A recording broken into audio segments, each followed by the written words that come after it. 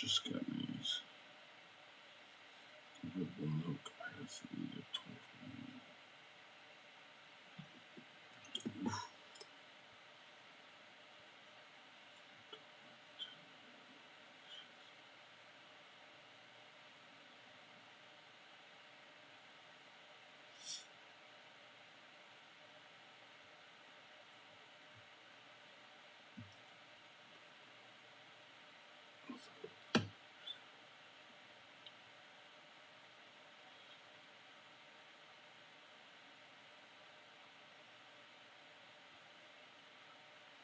At 50 cents per share.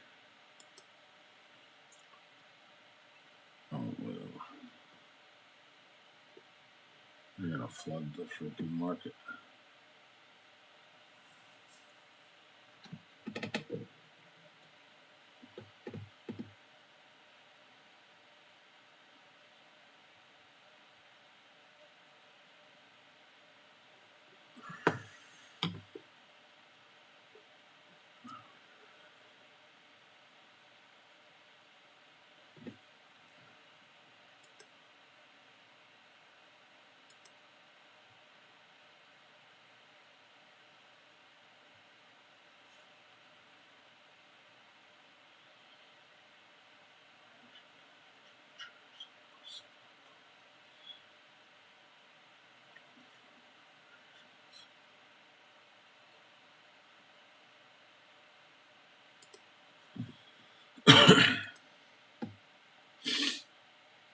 Well,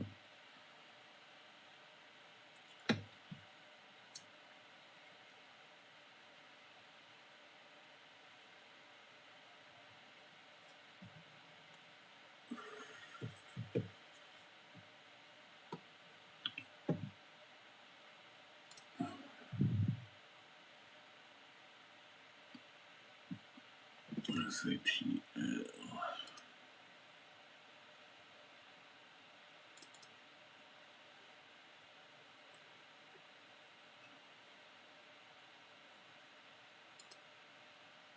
CT.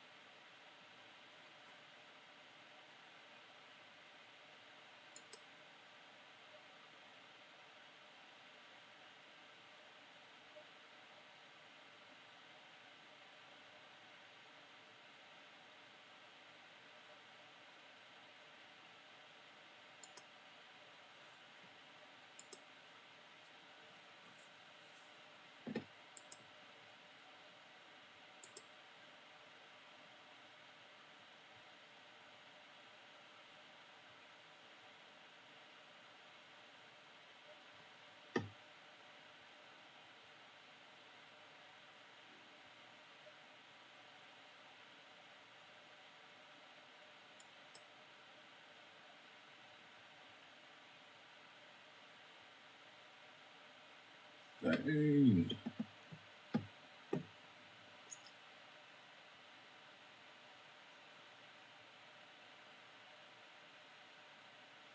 $0.20.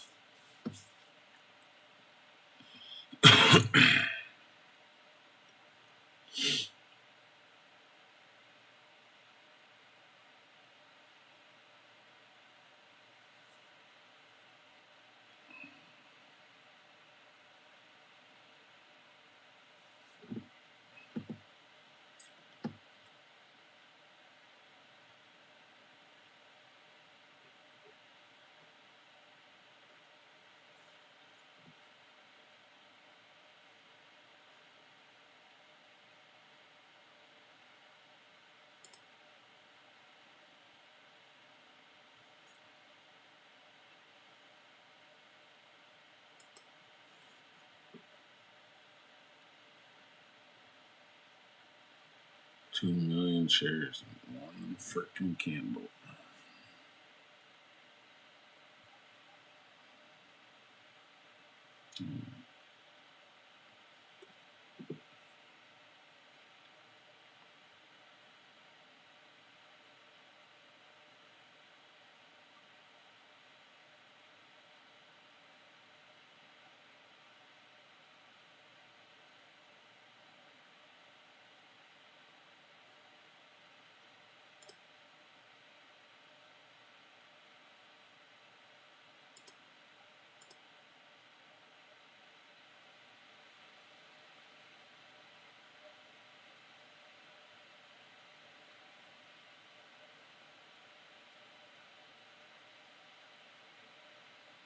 $99.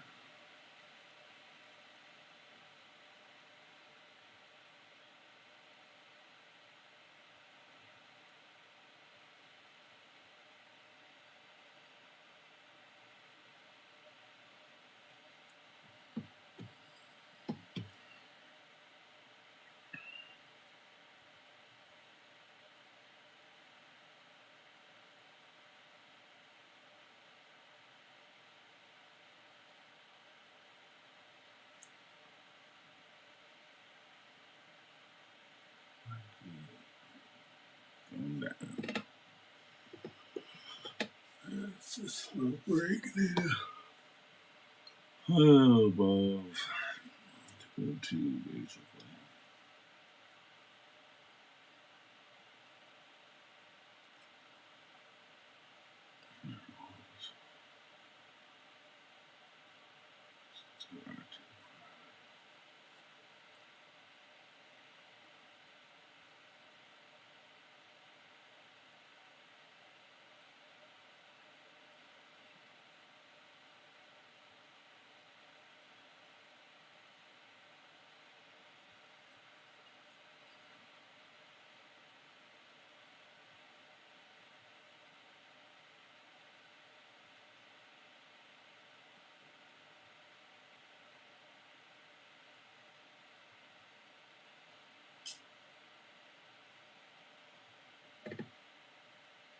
Off the bottom one they did.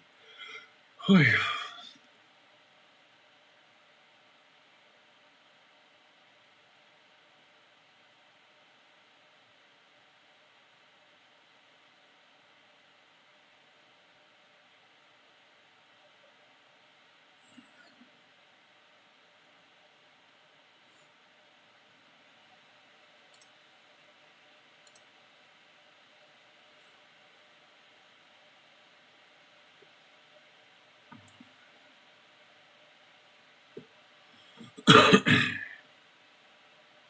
Blockchain digital infrastructure.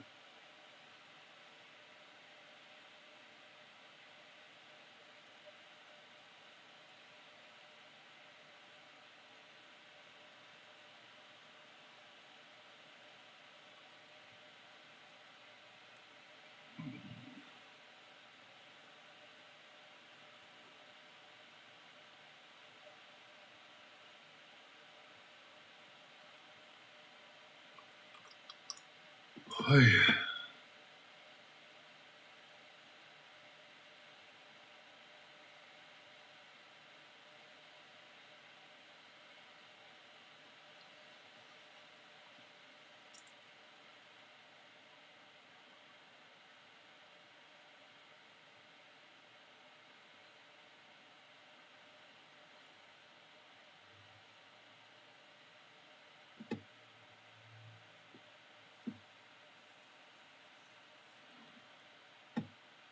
Quick spike down.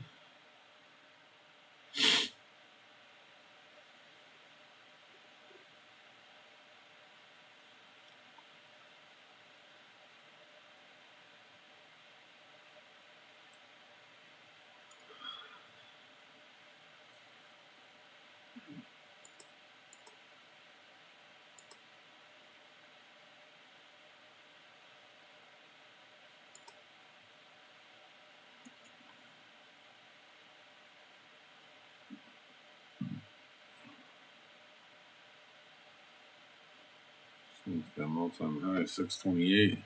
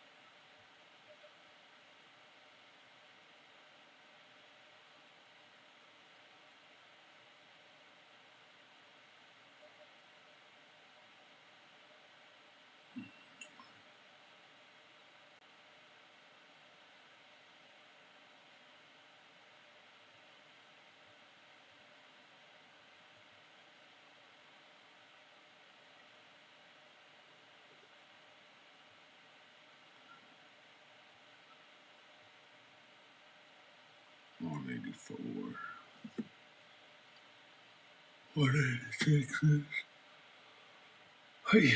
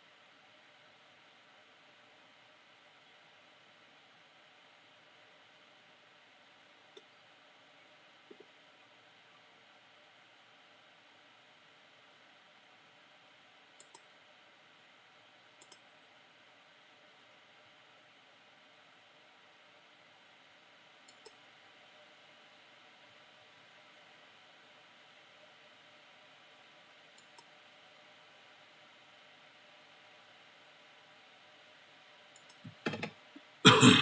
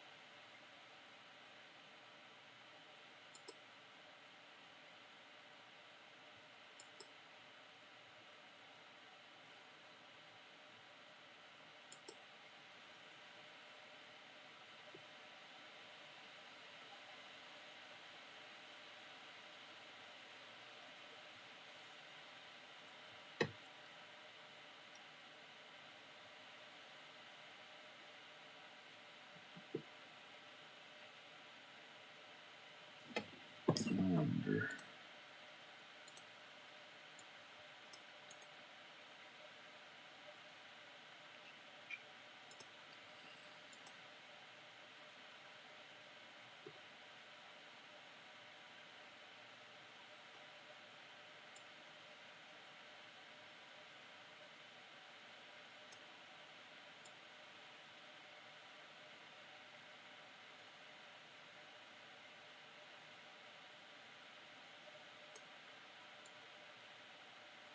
Yeah, it's gonna be too small.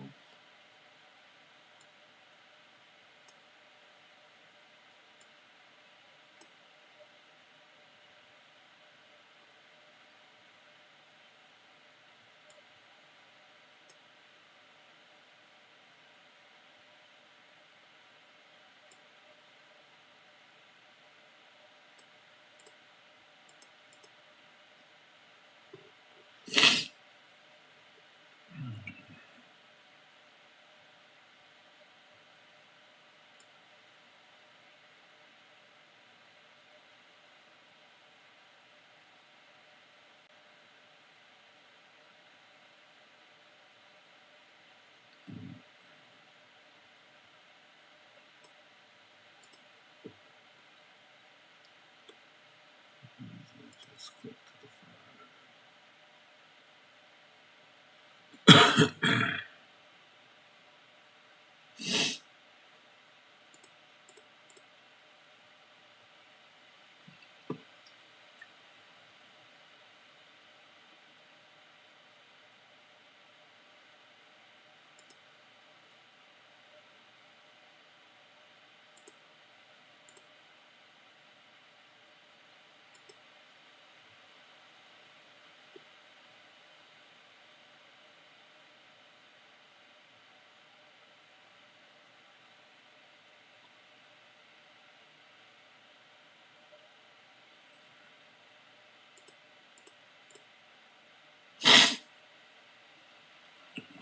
5.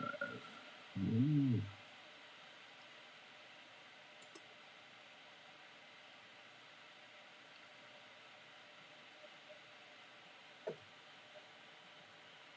King to main.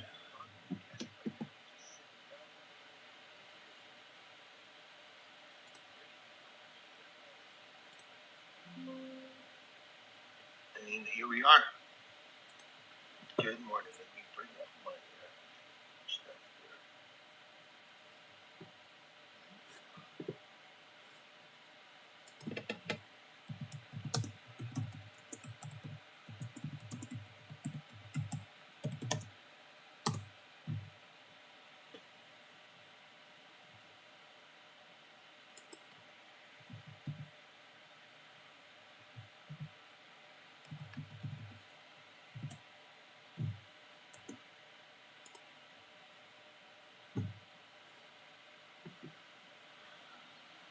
All right, good morning. Good morning, Damien. Tail waxed. Who else is there? Bogdan Panturo, Jim, Moon, Gamer Trader 505, Denis, Swell, and Matt. Good morning, folks. Thank you for being there again this morning. Appreciate that very much. And, well, we're going to take it one step at a time. I am still practicing my extreme discipline, and PRFX I think is getting some. I don't have my alerts on here. Let's turn this on.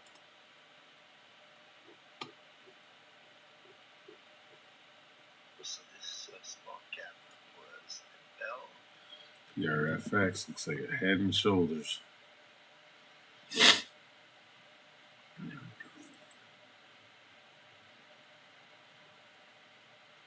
It is holding. It was a hold 1.9. So PRFX, you're getting some momentum. I'm just not tuned in here, folks. Give me a sec. Oh no, I thought it said PFSA. Oh, this is a good one. Alright, PRFX here. So just taking a first glance here, we have a very tiny float stock with news.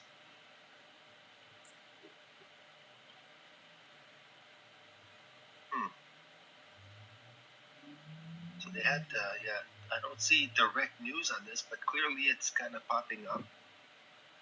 They had earnings on the 27th, and all it says here, historical price movements around the earnings. So maybe it's continuation. Looks like it sure is moving though here. PRFX.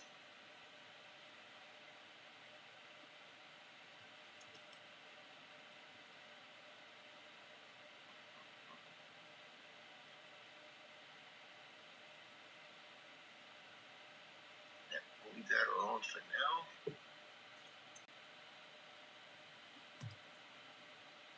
Again, got to remind myself here what we're looking for. We're looking for something priced between $3 and $10. This kind of checks out.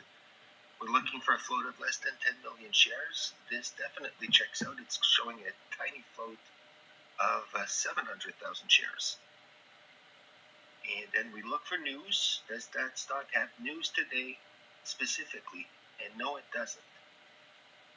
So we're missing one ingredient. Doesn't mean they can't go. It just, that's what I'm kind of looking for. And it's also a foreign stock, so not a U.S.-based company. They're in pharmaceuticals. They had good earnings. So I guess people are responding to that. And that's that for now. PRFX.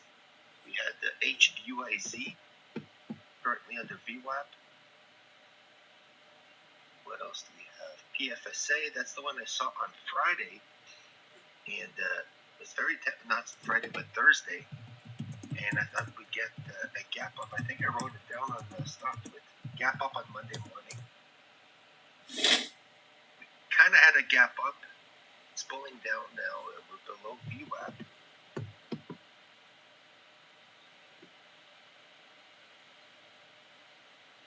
So they published more news again this morning. Or actually, the news is out this morning. So Thursday looks like it was anticipation of the news. And a $30 million letter was definitely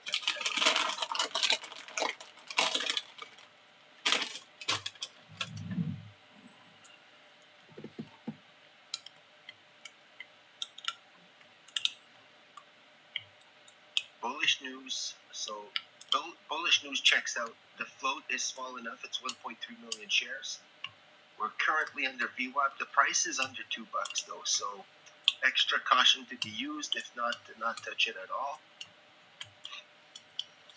PRFX still popping here. PRFX, PFSA.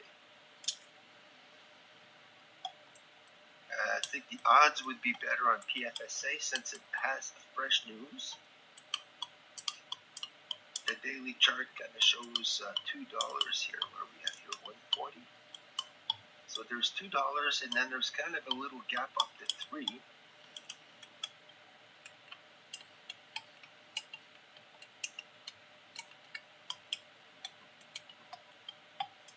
So a little level here, little level there, and then then there's a real gap here between 492 and 594. Let's call it 6. There's a split right there. So a split of 75 to 1 in February. So trade accordingly, folks.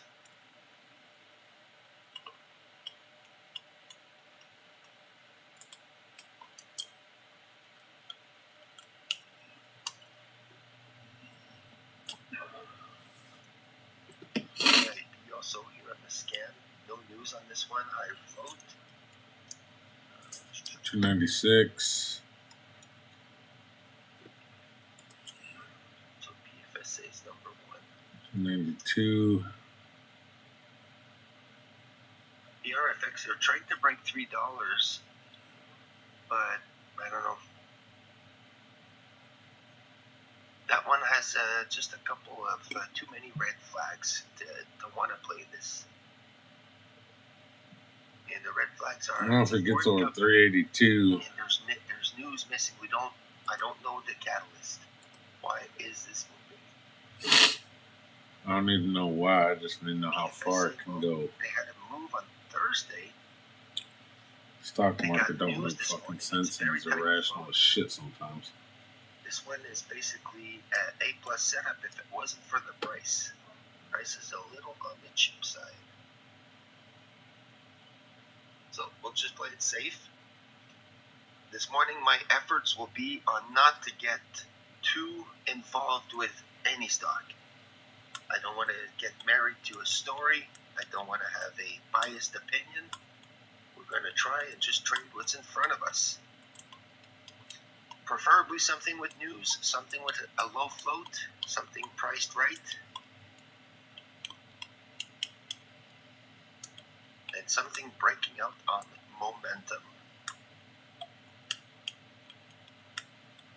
Oh, sorry, disclaimer, yes, makes sense.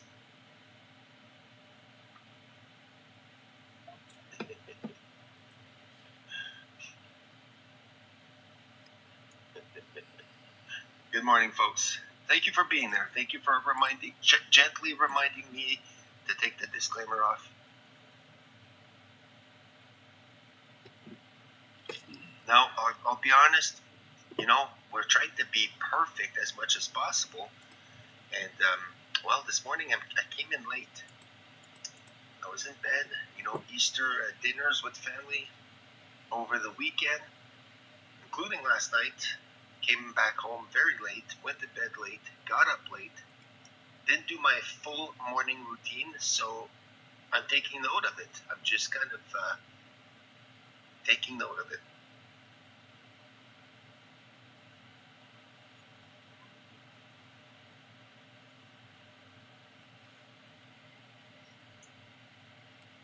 How's the SPY this morning?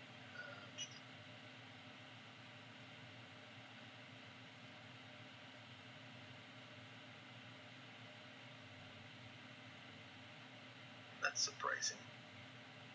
So SPY here, double top at 650, 880.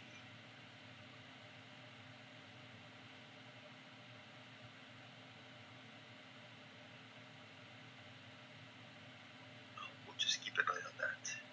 SPY, yes. And then USO, I think oil is up this morning though. Gap down, interesting.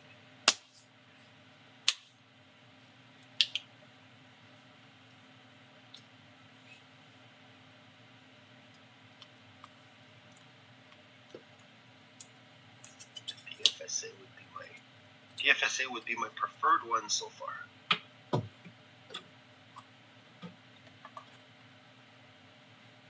So PFSA.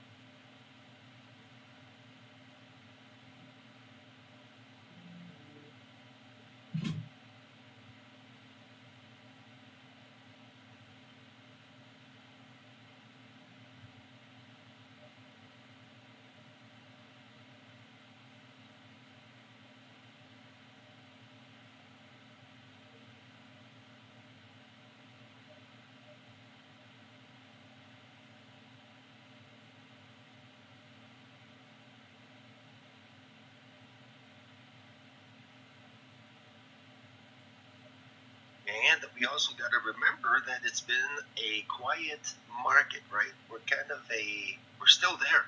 We've seen a couple of stocks make nice moves, a couple of runners out there, but from that to say that the market's turning bullish and we're seeing lots of opportunities is maybe stretching it. Hopefully things warm up a little bit. Or at least, if we can get one good runner per day, that would be sweet.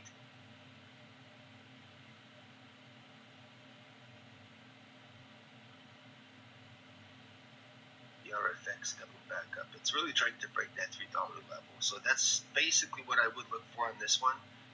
I'm not super optimistic that it will keep going just because we're missing what seems to be a crucial piece of the puzzle here, which is news. I understand they had the earnings, and perhaps it's a continuation of that, but earnings were March 27th. So it looks like we're breaking over 3 here. So I'm just noting here my intention was right. Looking for a breakout, but how strong will it be?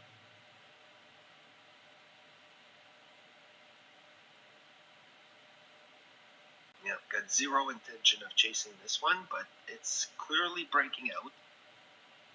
Will it be sustained? What's the volume here? PFSA, 34 million shares of volume. It's not insignificant. Never mind, I have the wrong one here. PRFX. Volume is 4 million shares. There we go, 420s now.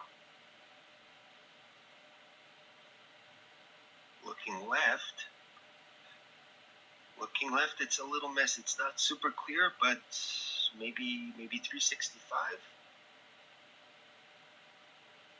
Could make it to 4.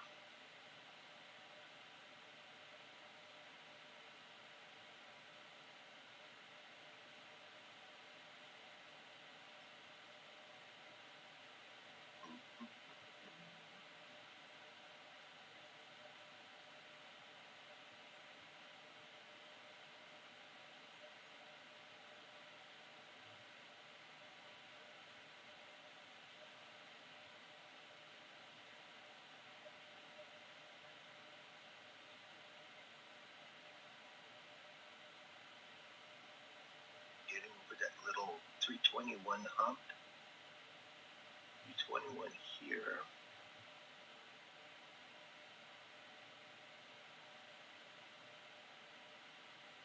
360s would be next. The RFX on all scanners, it's the one to look at.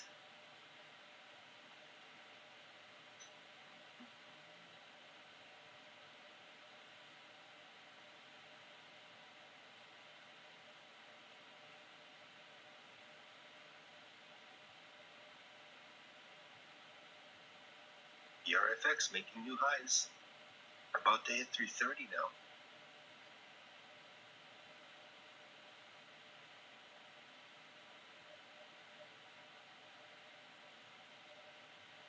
Volume is increasing. MACD is open. It's looking good. If volume can sustain, we're up 52% now on 4.8 million shares of volume.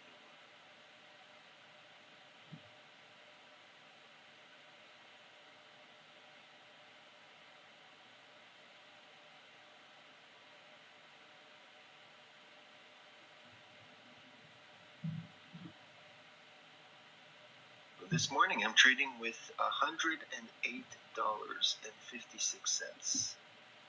And that's going to change because I'm going to have fees going through. But I got someone used my referral code for a Quest trade and opened an account. They've been active for at least 3 months, so I got paid a little kickback from my broker, so $50 extra. And they're going to take out $50 US probably today. So I might not have $108 to trade all day.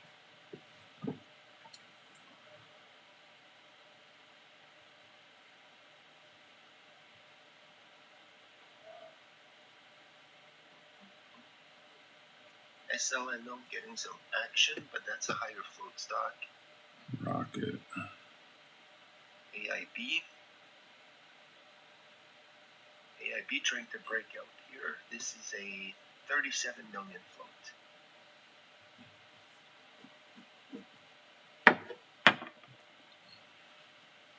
Trying to break over 2 here. AI. This one's missing a catalyst. No news whatsoever. Let's just check with the chat here. Does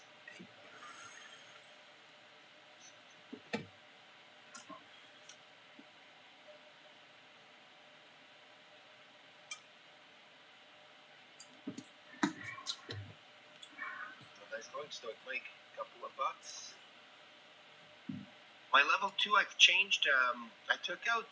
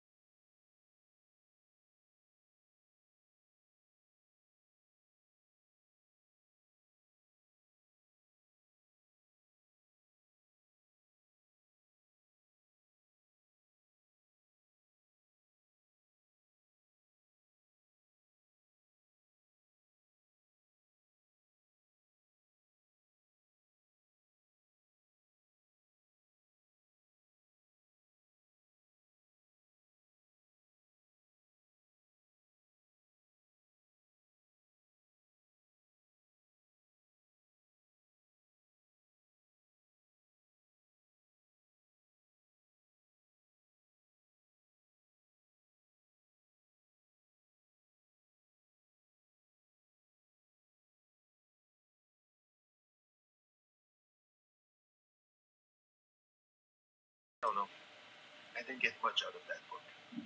Oh, Kind of good, but it felt like review material,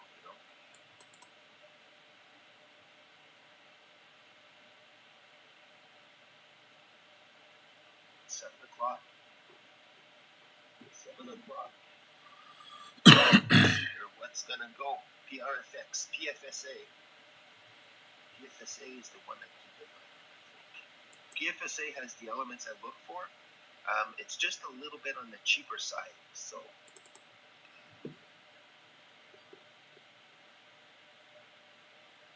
PRFX at 340s now, 150 here coming up on PFSA.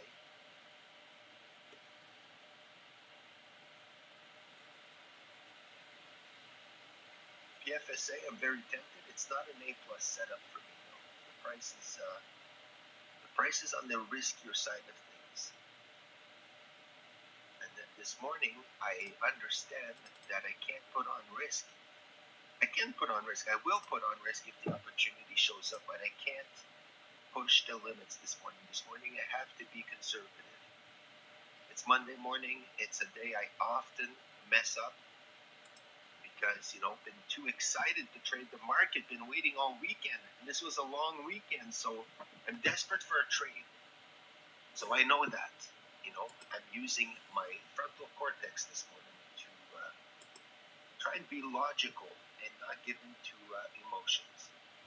So PFSA, very tempting. We have all the right elements. It's just that the price itself is in that risky zone. Ross would say it's too cheap. I say it's in the risky zone. Not that I can't trade it. It's just I got to see. What do you need to see, Mark? Well, I don't want to see these types of wicks. I want to see solid bars pushing up. I want to see volume here. The volume looks good. That makes it tempting. But you can clearly see that we're struggling to break VWAP. And we have all these wicks at the top there. So PRFX is the one that you're missing out on, Mark. In that one, you don't have a fresh catalyst, and you don't want to trade just on a technical breakout. You need something to support the move. So 365 was the spot to watch, and maybe it's going to 4 here. It looks like it's pushing 365, pretty solid. PRFX level 2 here.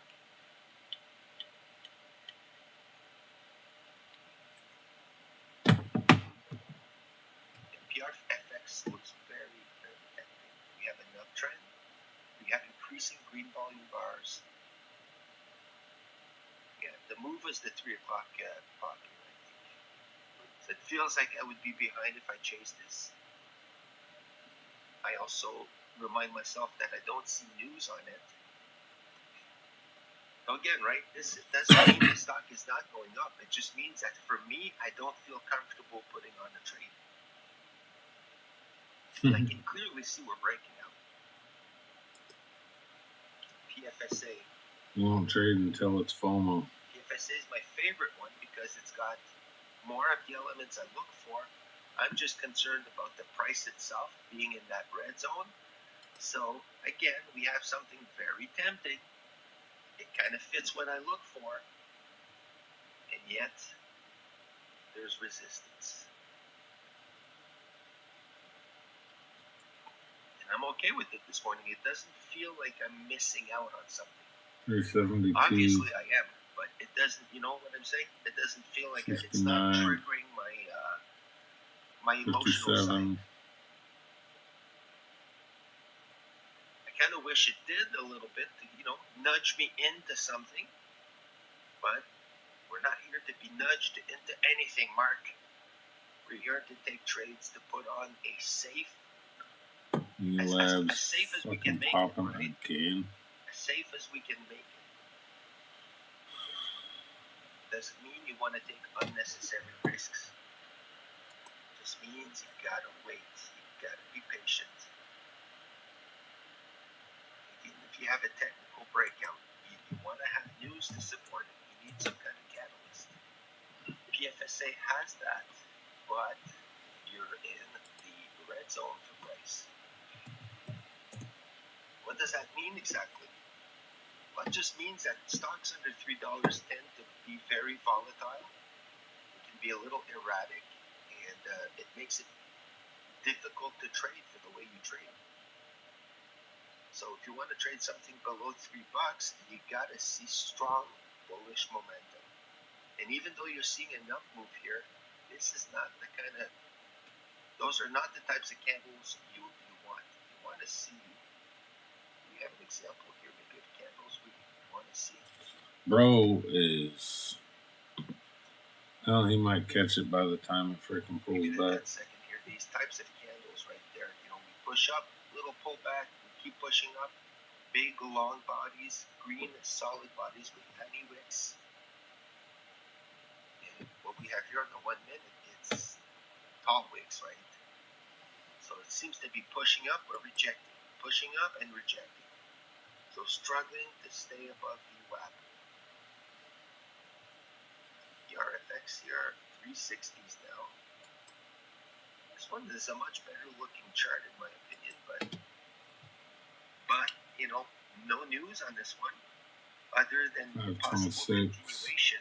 And I don't want that. I want a stock with fresh news, low float, right price, and lots of action.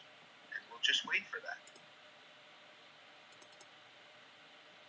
You could argue that PRFX might be a continuation play, right? You get in here, it's going to 4, might go to 5 and 6 and 7. But that's okay.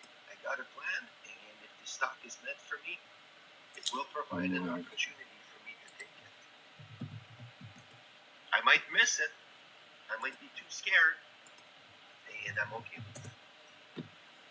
Let's bring up the great Ross Cameron here.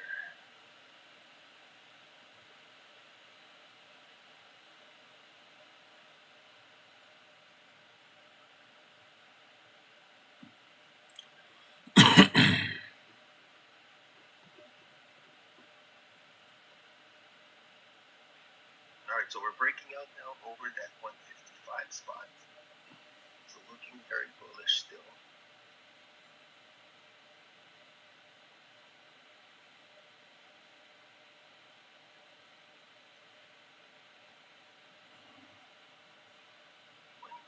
Right there. Right, so if we break 180, we're most likely going to see 2. Again, this is just my own. We're probably going to see 2 on this if it can break 180. So there could be a trade from here to 180, then 180 to 2.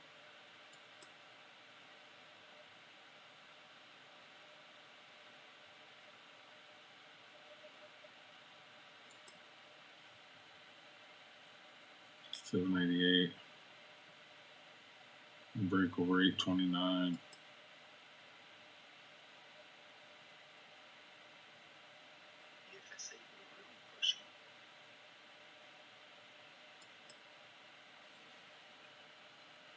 I'll go in with a starter here. Break of 180.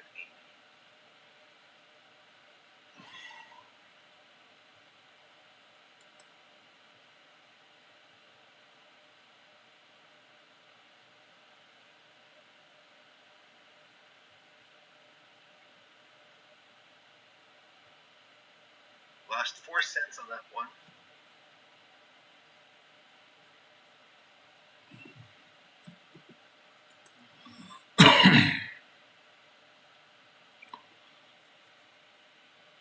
It's very thickly traded. It's grinding up. 989. Wants to go touch 180, I think. Volume is very strong. We're up to 48 million, 47 million shares.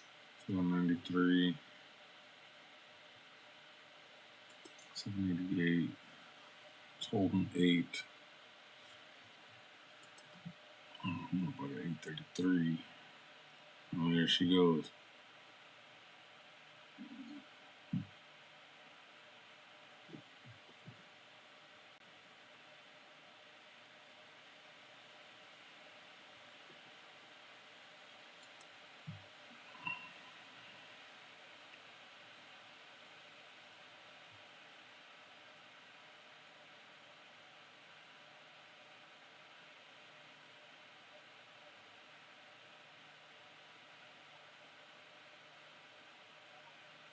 strong push on big volume, small volume pullback. Neck these are open. Adding a little bit here. I'm going to add the low 170.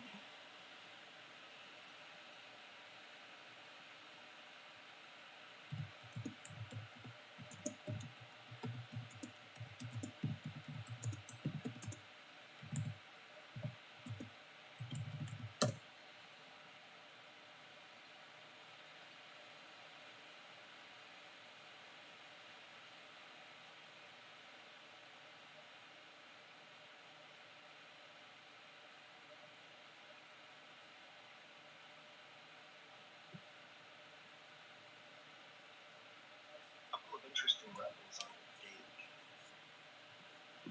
Can get past that one at that level here, the $2 level could get a little juicy. It has news. It's got a low float. It's got some momentum. We're building up volume.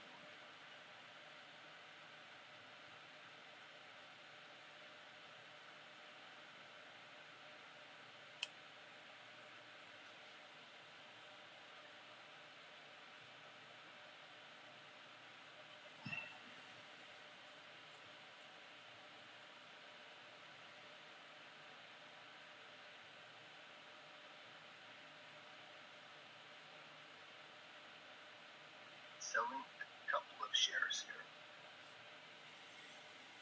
as we're approaching 180. That goes through. Cancel that. Oops.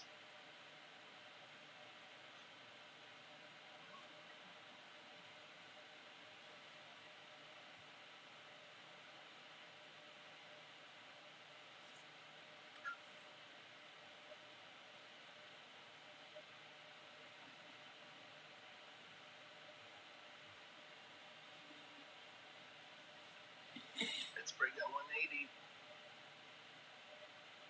You're gonna have to sell through.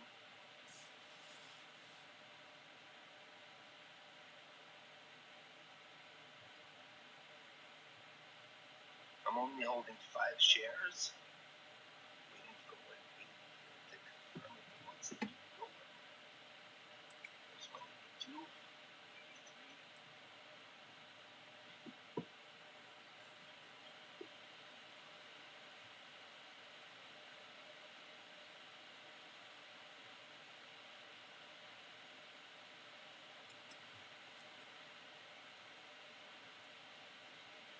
Break 31. Spread's tightening. I'm trying to hold my winners for a little longer. So we'll see where it goes here. As long as we can stay above 180, I'll hold my position.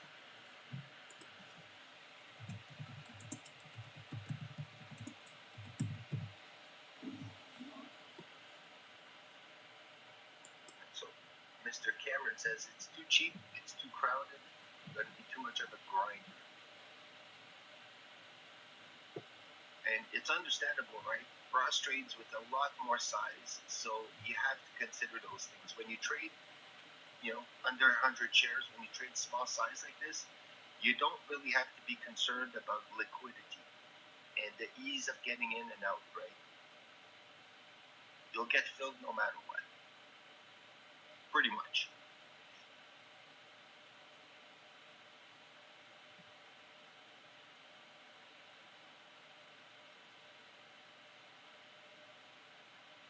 Now my stop would be 182.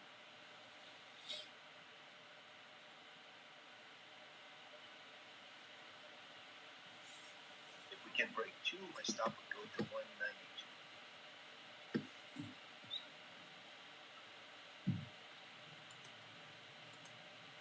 I'm printing 190s at the moment, 188.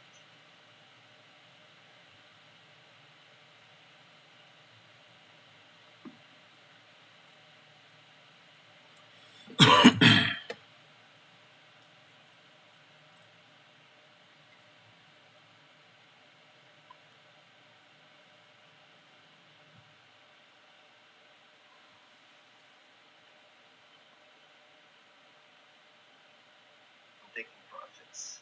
I'm all out. PFSA.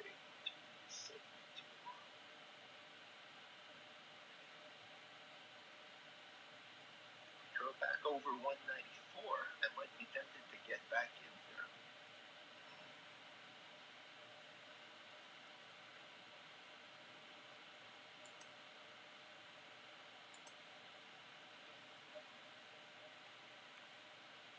Seems like we're selling well.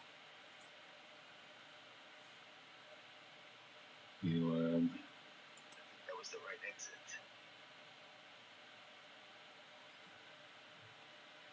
So $3.72 on the PFSA at 7:15 a.m.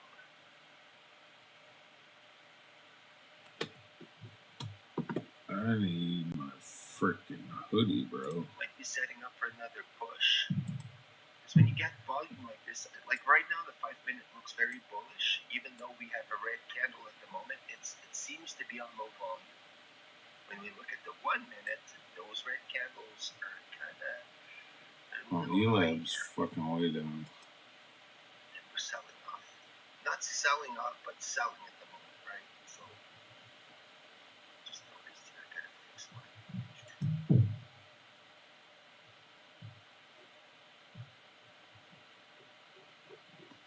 Bouncing on the 20-moving average. Elab Got my back from here, 470s. Would be a good fucking hold. Continuation.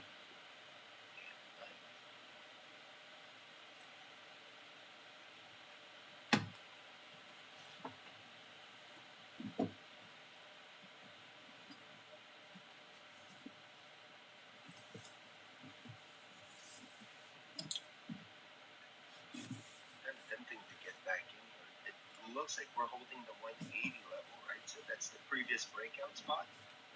We broke over it. We came back. We're retesting the 180. It looks positive. Looks like it wants to keep going. But you know what? It's Monday morning. And green, I'm not going to get greedy. And we'll let it speak to us. If it tells me to get back in, I'll get back in. But right now, it's not telling me that. It's telling me you got your fills. Be happy. Move along.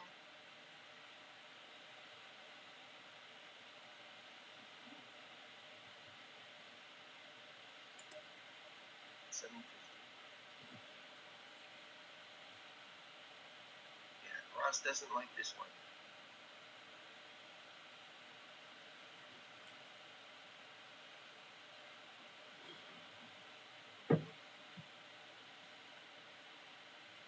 Good point.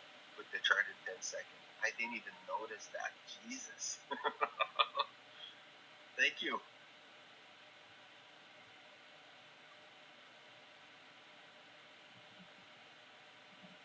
Nice going, Samurai.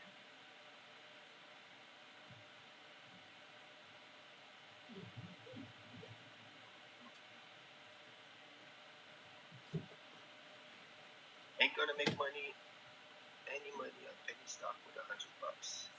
I'm not trying to make money. I'm trying to get my mindset right. That's my only purpose for April. I don't care about the P&L. I don't care about the P&L. I'm only focused on being disciplined, following my plan, not getting emotional, keeping my cool, calm, collected demeanor, not chase out of FOMO. All those things. That's kind of my goal for April. And I noticed that every time I don't care about P&L and I just focus on the strategy, invariably I get green. And again, my problem is it's not the ability to make money, right? It's not the strategy itself. It's the fact that I get too emotional. I have a severe lack of discipline, which kind of, it compounds to the problem. It adds to my FOMO. It actually creates FOMO. And I trade out of fear. And in order to fix that, you got to take it one step at a time.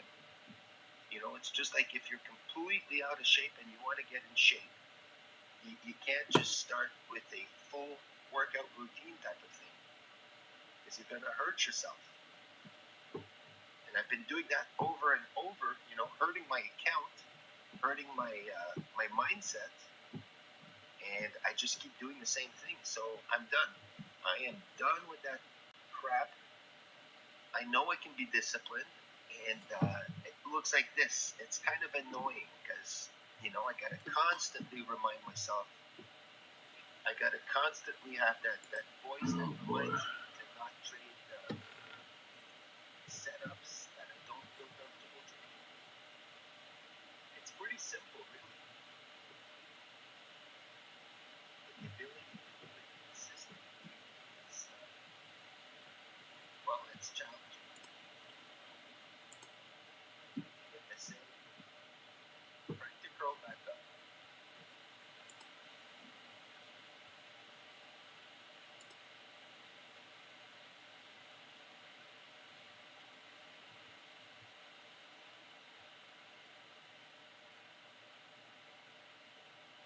How can it not go to $2, right? It's kind of what the brain is telling me. How can it not go to $2? It's got to at least break 2, be 290. You could break those levels and go all the way to 4 and 5. It has news. News is good, but letter of intent, you know, extends into a multi-billion-dollar precision diagnostic market. All sounds good. I managed to get green on it. And LBC.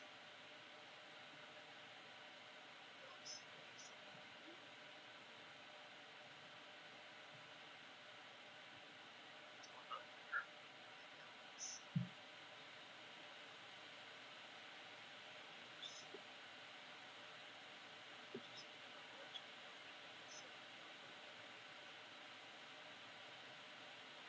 It's very, very thickly traded, meaning there's a lot of orders on the opportunity. So it's getting right at Damn it. so LBC, some others. There's NLBC. News today. Yes, NBC does have fresh news today. That's legit. Catalyst today reported 45% GMA concentration commercial scale from their blah blah blah. This is a real operational milestone, not just fluff PR. All right, well, let's bring it up. MLEC. Now I got to remind myself that this stock is now almost at 10. I'm in, and I'm already out. I just doubled my gains on that. I should have held it. Wow. It has news, just so you know. I don't see news on the Day Trade Dash platform, but it looks like we got news on this. All right, levels here, 12 would be the next obvious one. 12 and 13, 15. Woo, that was kind of fun. I wish I would have held it, though. Looks like a little pullback here. It could be a good spot to get in. If we can break back over, there we go. That would have been a great end mark. Whoa. What's that? I just built a budgeting app in Base 44. Guys, Nina just built an app. Impossible. Nina can't code. Unfucking Can it believable. generate reports? It can now. Nice. So you're saying we can all build apps now? Yeah. I'm on lunch. I gotta make. I'll be in right my back. office. Just built an inventory tracker. Protein calculator. What's there an app? A workflow manager that's Tracks who still owes for the group lunch. trash duty schedule. Since no one seems to care. Just built a I just performance created a manager. goal tracking system. We built the same thing, didn't we? Yep. Can this thing manage content? Is the doctor compliant? I want to animate this graph. Create a party? Definitely, well, I took it. I identified the $10 level here. It seemed logic that we were going to it. Where did I fill on this? So bought at 984 and 997, sold at 1027 and 1070. We're trading at 1127. We had a high of 1250. Could have done much better on this. Should have done much better on this. And that's okay. We're following discipline. I'm staying on plan. I'm not freaking out. I'm not chasing. I'm being cool, calm, and collected, making money. Let's take a note here. So 7.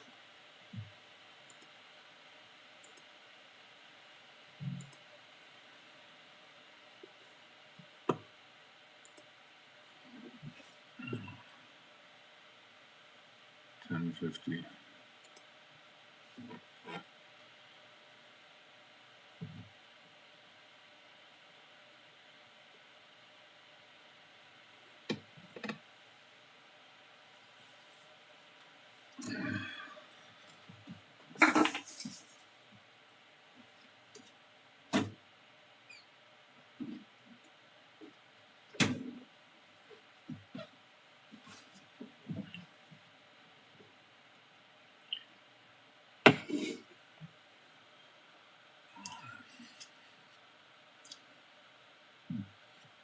The break of 12.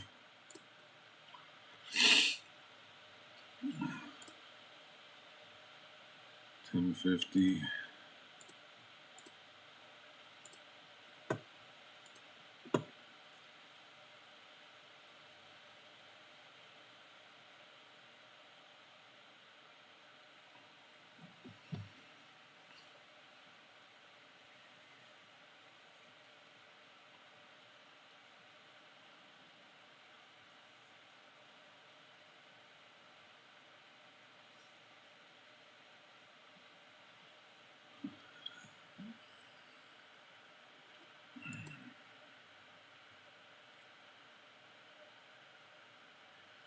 $70, $60, $50.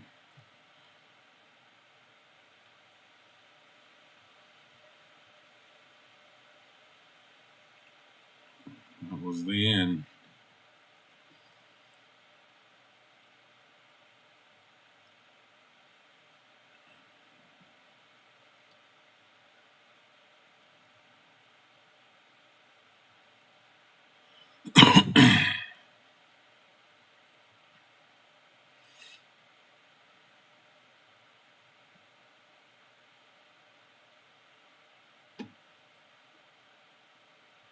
Dang.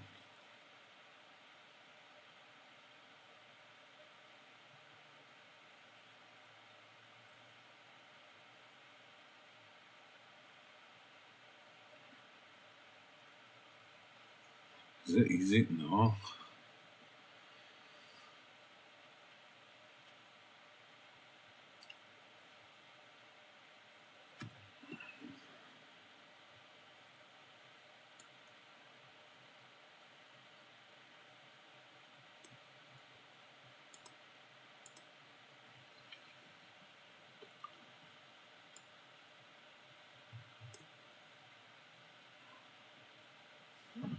You got range, and there it goes again. This biz is just rolling over. I missed that whole freaking thing.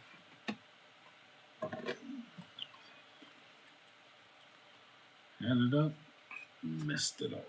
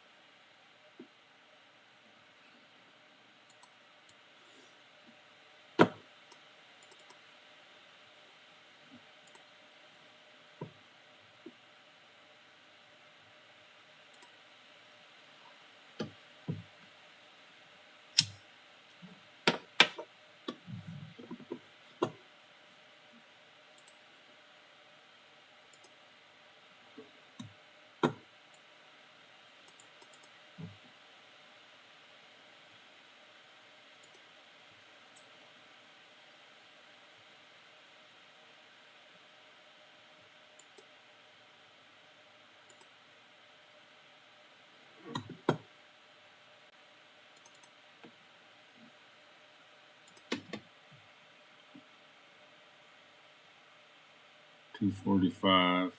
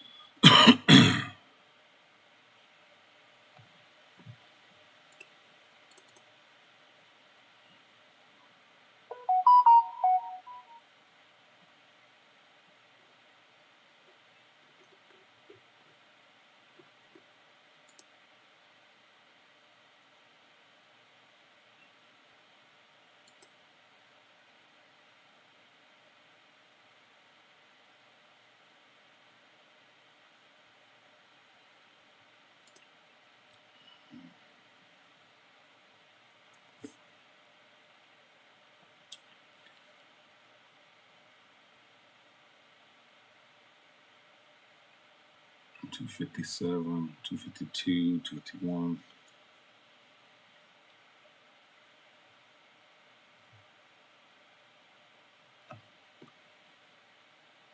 Let's get our room up $1. 240, 239.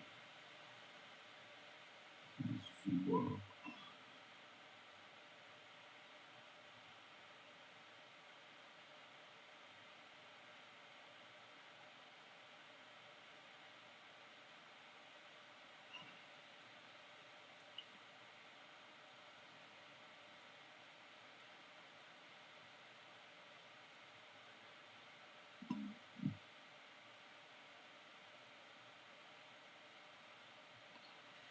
Seems heavy.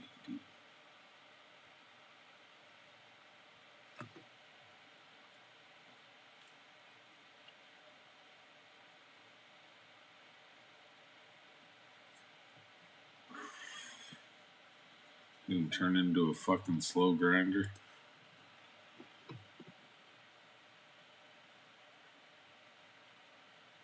$263.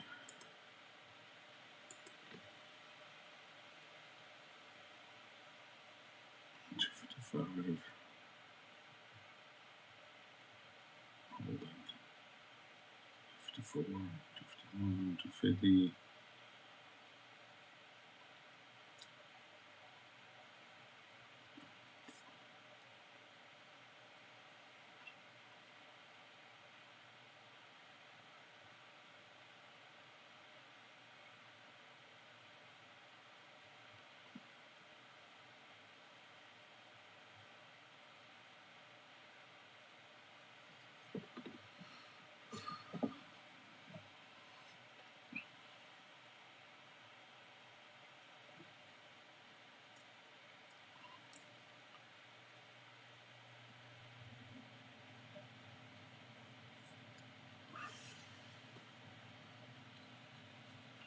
$250 holding so far. 8 seconds for the candle.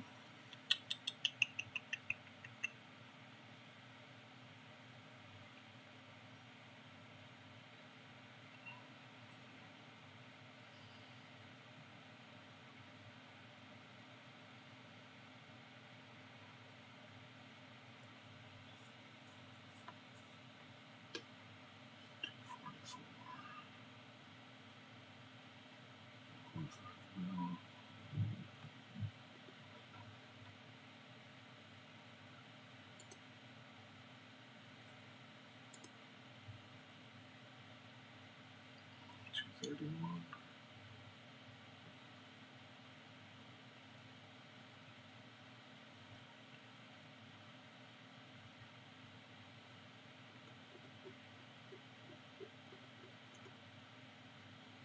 BT brands, rips and dips all the time.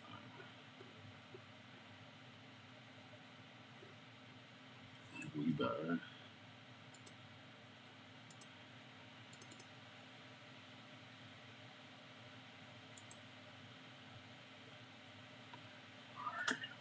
Let's come back.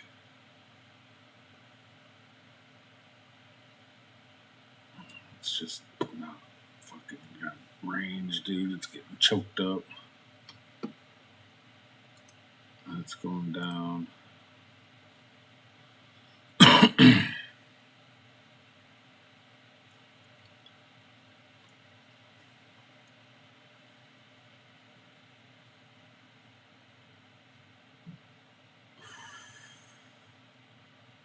This one broke out 107 to 118, 11 fucking cents. The only one that fucking had anything was the one I missed. We definitely cannot.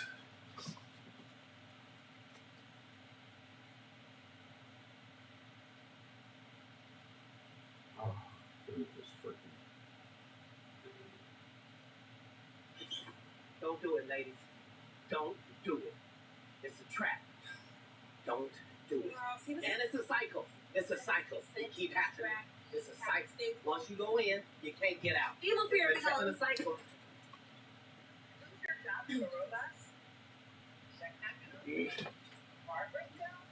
Whatever it is, you're here. We want to hear and see ask any questions. We trust we'll get our money back. One way or another. Your payday whenever.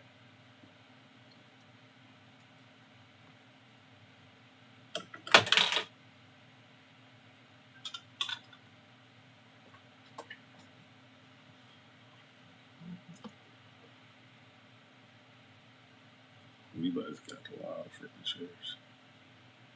No, only 2 million, 3 million.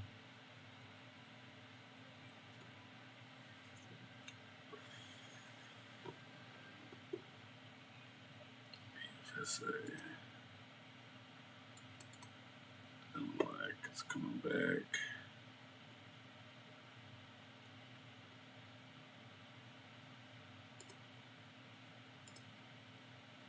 Did break that, can close the gap to 13.30.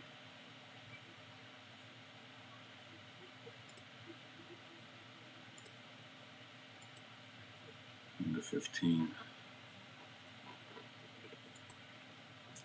MLAC. 59. 49.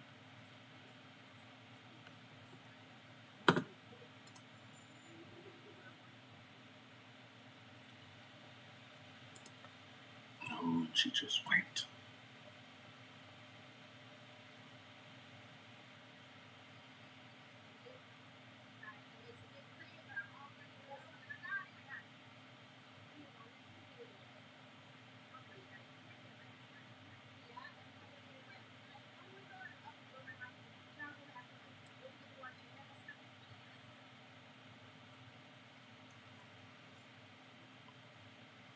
That's a quick check.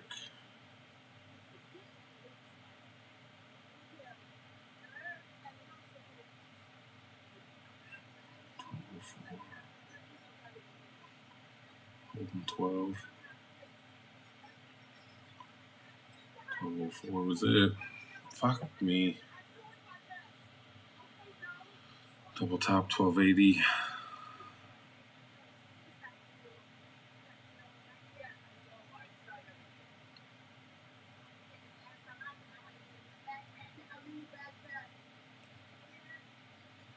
$76, $66.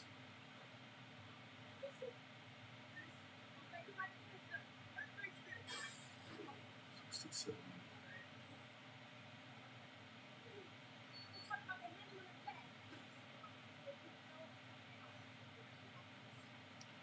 $68. 50.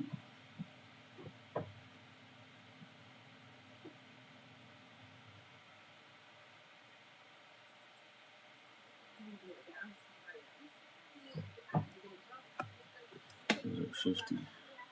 Yeah.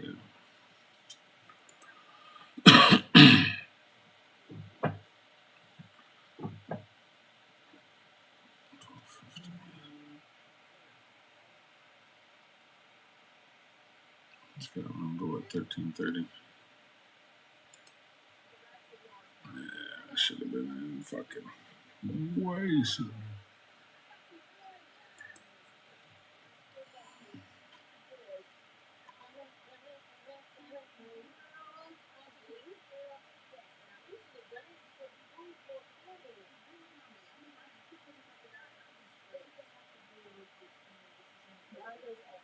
$12.97s.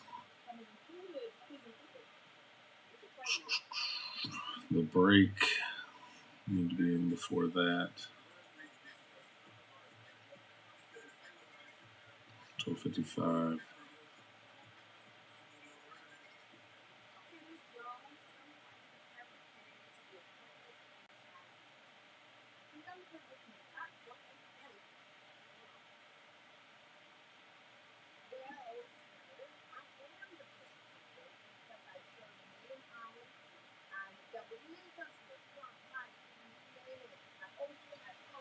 $4K shares is gone. 2,000.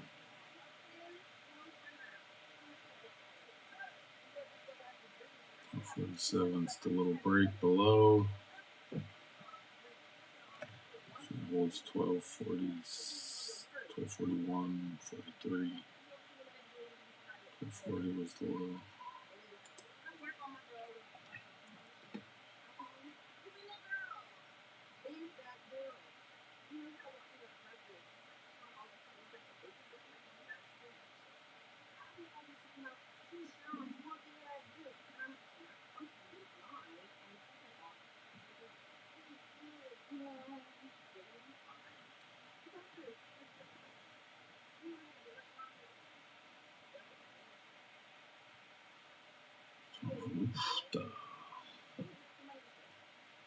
Oof, that motherfucker's got.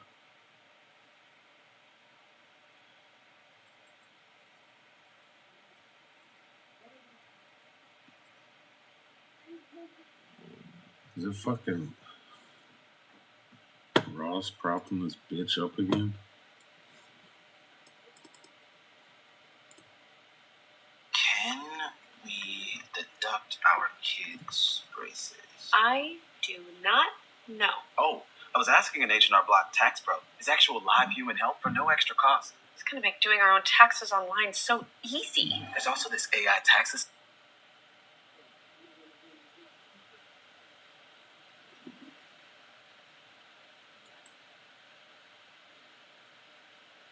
Oh, 1236.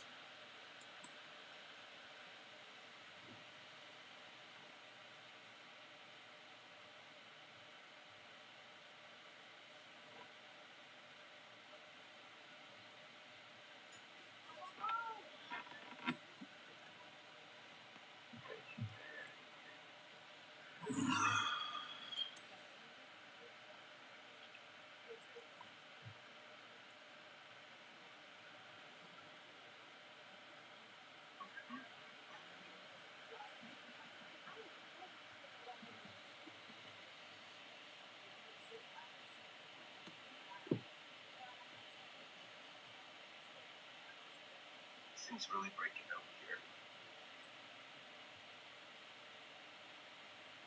Our neck really is breaking out. I just really don't like it either. I'm hearing Ross, but I think he's on the wrong ticker.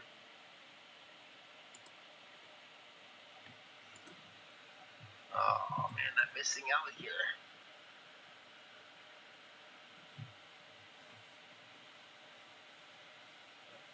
Looks like it's gonna go break 350. The next obvious level. It has news, it's got that float. Price is in that kind of danger zone. Doesn't mean I can't make money with it, it just means you gotta be careful. I like the volume profile here. Jesus. This is telling me to get in. And I'm resisting. Why am I resisting? Let's mark it off right here. I want to get in. Volume supports my idea. There's news. The float is good. Price is in that risky zone. And it's behaving right now like it's, a lot of hesitation.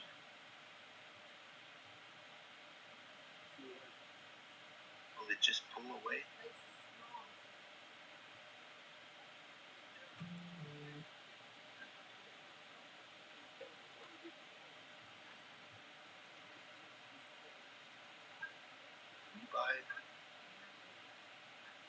WeBuy also has news coming up here, but it's on the cheaper side of things, so if only things were easy.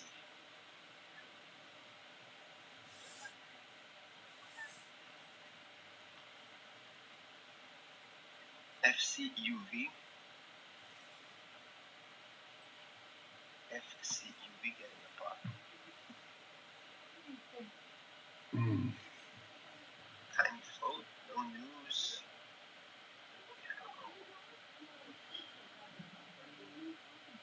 FCUV popping up here, moving quite quickly. Jesus. FCUV. Let's see if my chat knows about news. Short answer, no. No news, but look at that move. Holy schneizers. Just made a $2. Look at this thing. It's going crazy. When you see big moves like this with such, I was going to say this is probably going to go nuts. Me. Ow. I can't touch it. Look at this thing. $7 now. Spreads are huge. Extremely volatile. But very often this is the type of stock that makes a crazy move. Are you sure?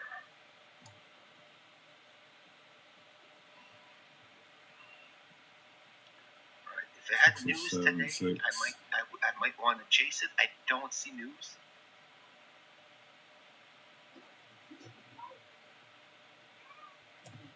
Look at all that fucking ray.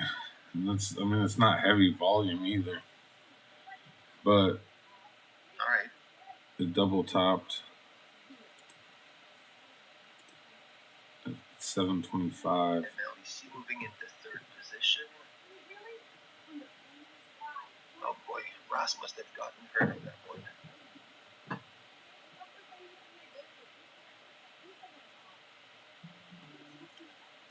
Where did the rate break? Ross got it go.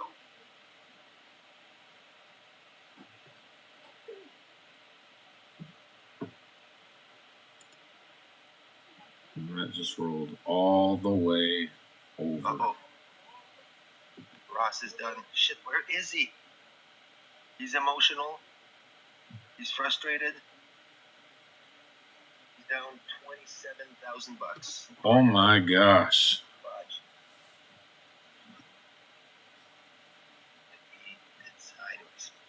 Wow. He's in trader rehab. He had a really bad Thursday. And things are compounding this morning, but chasing MLEC, man, that was... I mean, we all have a plan, right? We all do our thing.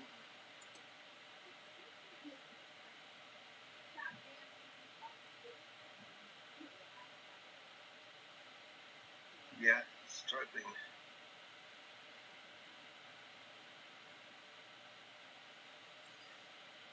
Syndicate trading thinks that RENX is the one. FCUV coming back up. FCUV is kind of a crazy stock here. Tiny float made a huge move. Extremely volatile. Definitely not something I want to touch. I mean, I'd want to touch it if I know I can get away with, some green. But it feels a little risky. FCUV, you're moving on no news. Well, he's down at 27K today, and I think it was 50-some thousand on Thursday. I can't remember.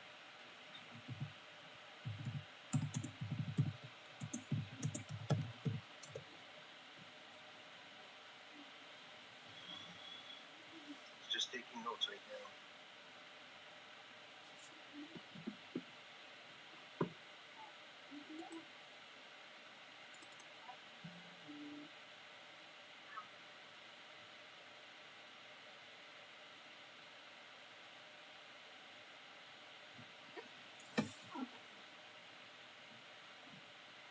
RDNX.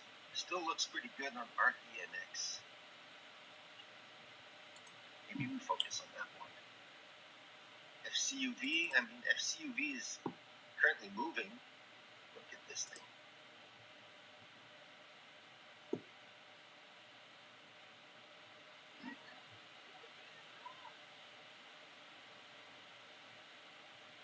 All right, we got some action this morning, folks. Maybe things are warming up. But quite a few here. So, top gainer this morning, PFSA. This one has news. It has a bullish pattern.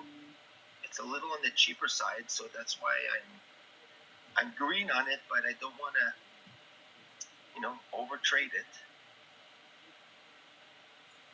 FCUV has now moved to position number 2. Uh-oh, Ross is back in. Dude, how's this gonna end? Heroic comeback, or why is he touching this thing? No news. Extremely choppy and volatile. It's got the right float. It's got the right price. But those missing elements are kind of crucial here. Wow. I wish him well, but he's holding 15,000 shares of this stock.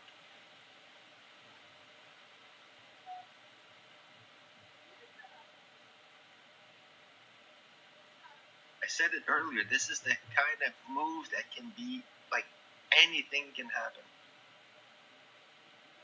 Like, absolutely anything.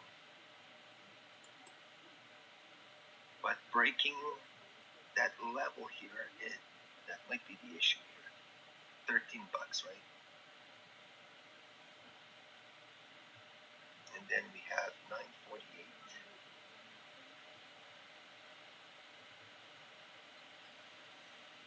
Might have room to go, I don't know.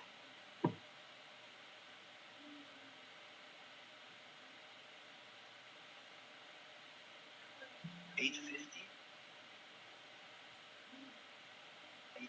kind of a double top here.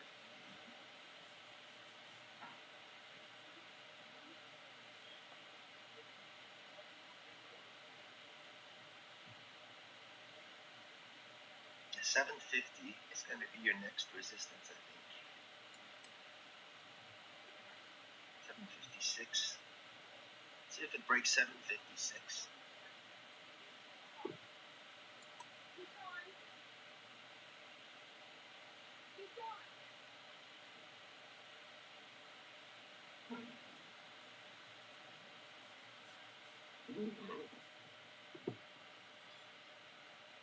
Got a little pop, almost to 7.50 there.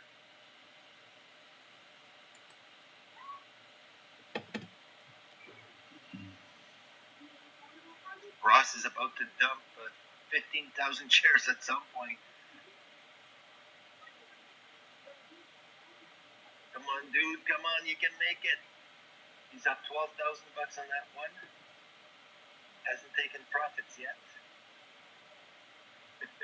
I don't want to touch this thing. Oh, maybe if it breaks 7.50 here.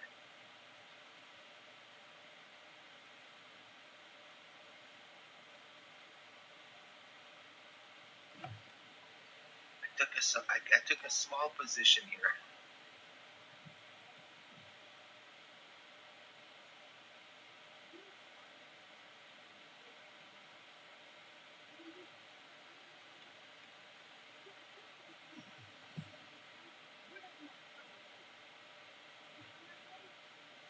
$7.35.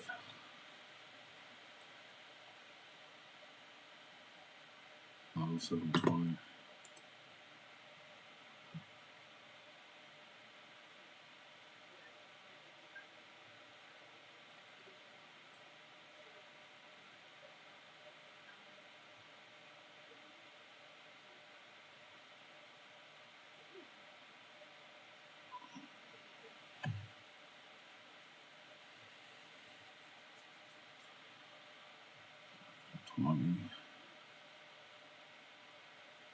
I'm selling.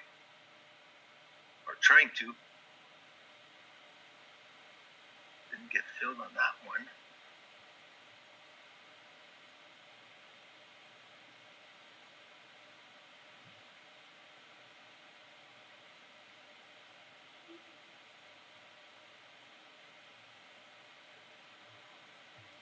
I'm out. I don't want. I'm playing with fire.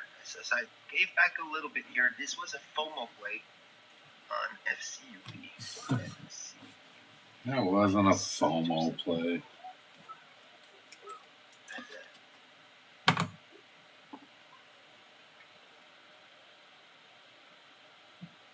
Got back in. Where am I? Twice.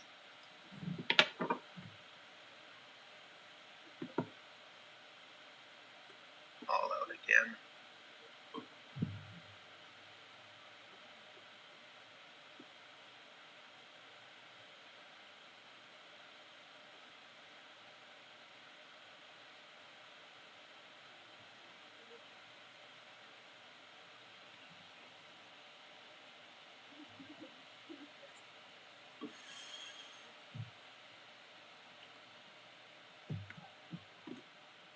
Feels like I'm playing with fire.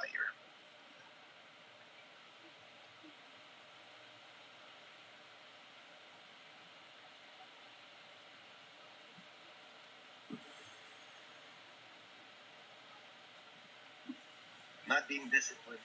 I'm not being disciplined. I'm following momentum.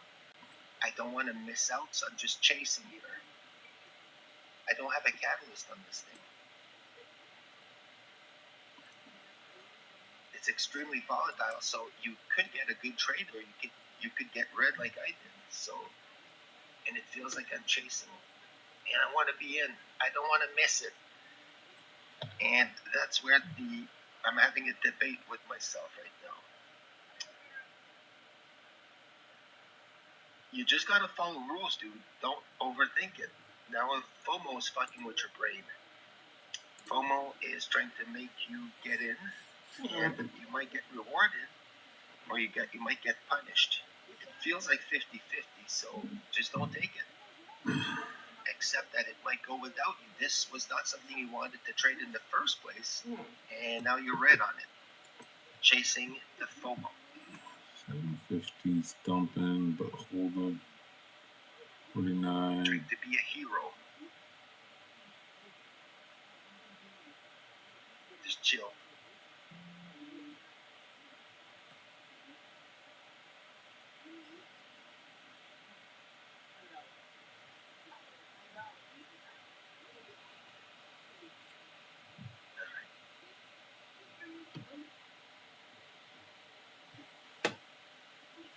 $0.90 is not that bad, I suppose.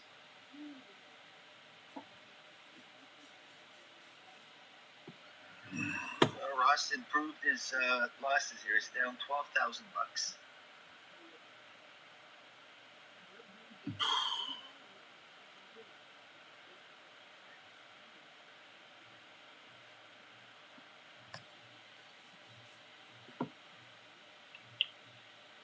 UFSA coming back up.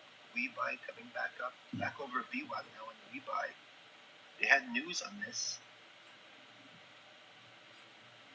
So WeBuy, PFSA, AIB. FCU. This thing's just randomly fucking popping, dude, which makes it hard as shit.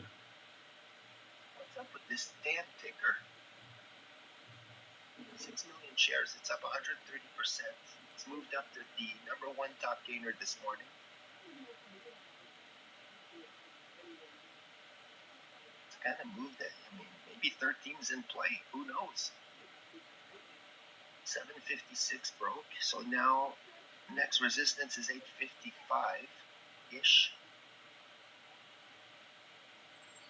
But it's very volatile, right? The spreads are big. It's choppy. The spreads aren't big, dude, As at rewarding as all. this can be, you know, it can quickly turn on you.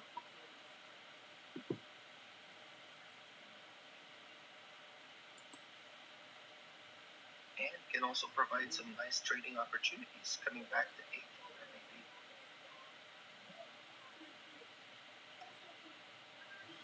maybe. sitting at $8.58 at 8:01 a.m.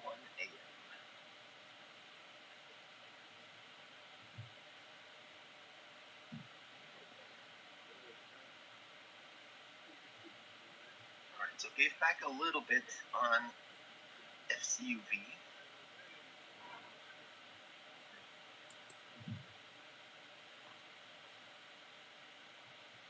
AIB trying to come back to VWAP. This one's worth keeping an eye on. Even if the float's a little higher, just it might take off.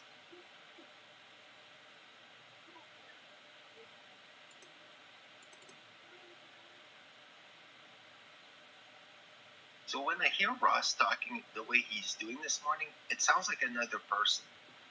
It sounds like he's gambling. It sounds like it. Maybe that's not what he's doing, but it sure sounds like it.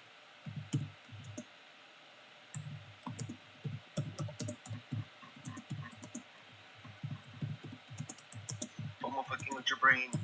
Reading ever with no news. There, Mark. Exactly, eh? He's currently down about 13 grand. No position. Yes, Hurricane, thank you. Don't let your green day go red, exactly. Yeah, roller coaster day for sure, guys. And girls. Yeah, what a morning. Chris was down 300, now only 50.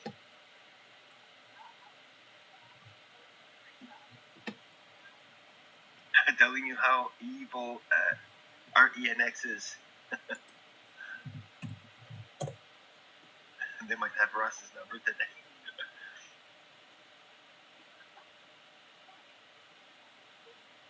Yeah. FCUV, what is up with this ticker?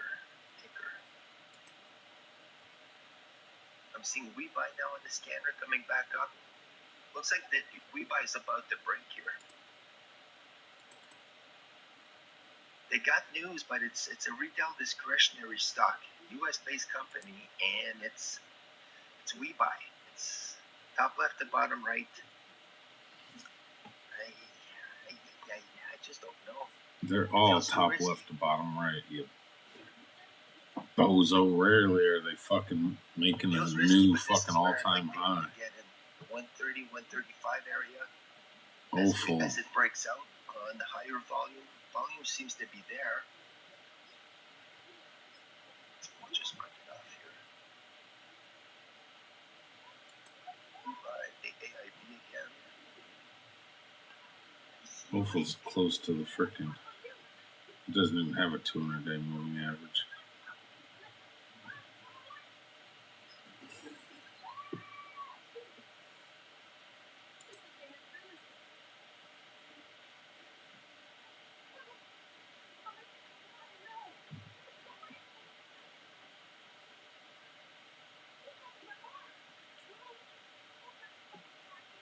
Oh, we have an active morning.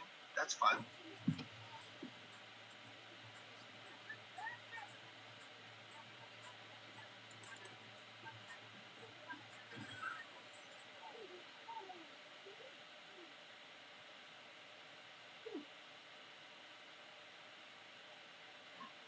Exactly.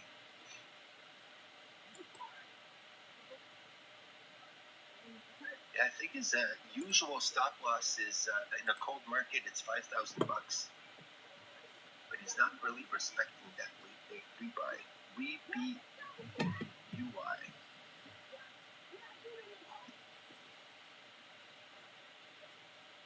Buying that breakout.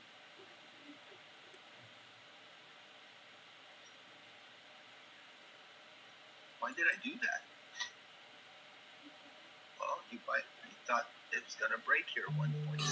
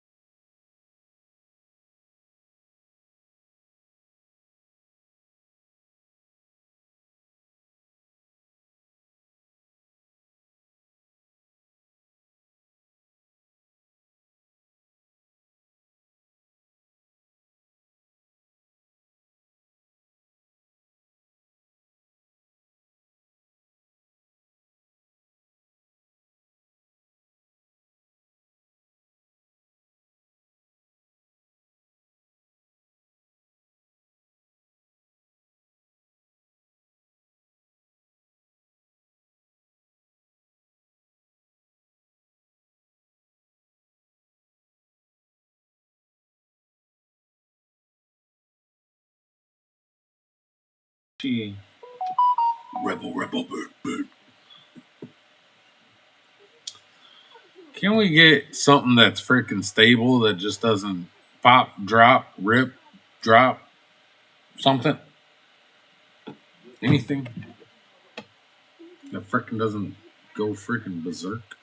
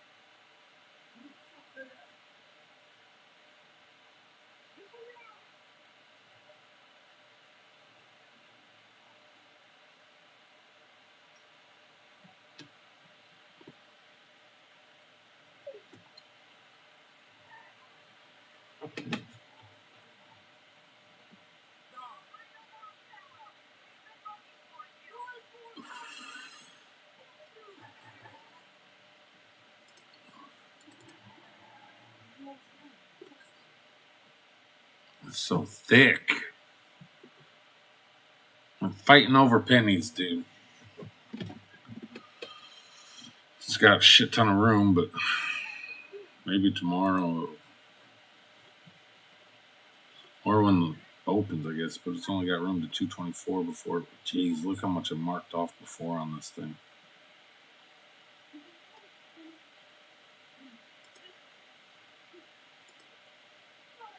Add one more line. Add another line there. Won't be free till 470 or heck, I don't know. 450 to 6.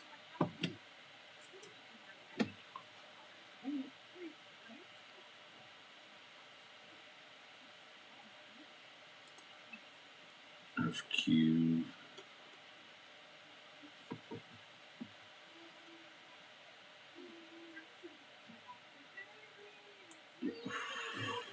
My bad, chat. I was on a freaking phone call.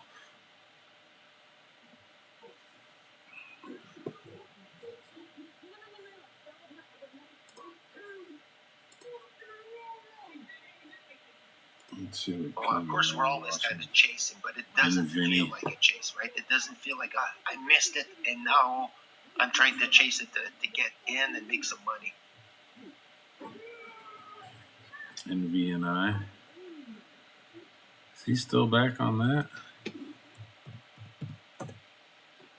Jim says, I don't know what fucking tilt collapsed, is. As soon as I dude. get Why rid are of you that, so... no matter what. That's very responsible.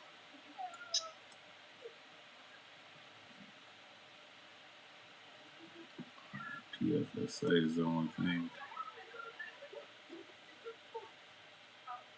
Hang on. Don't rush.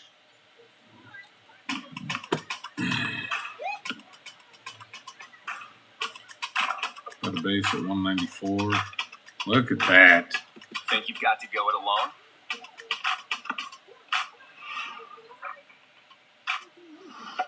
Something just hit the high. Rethink what having the right partner EDRX.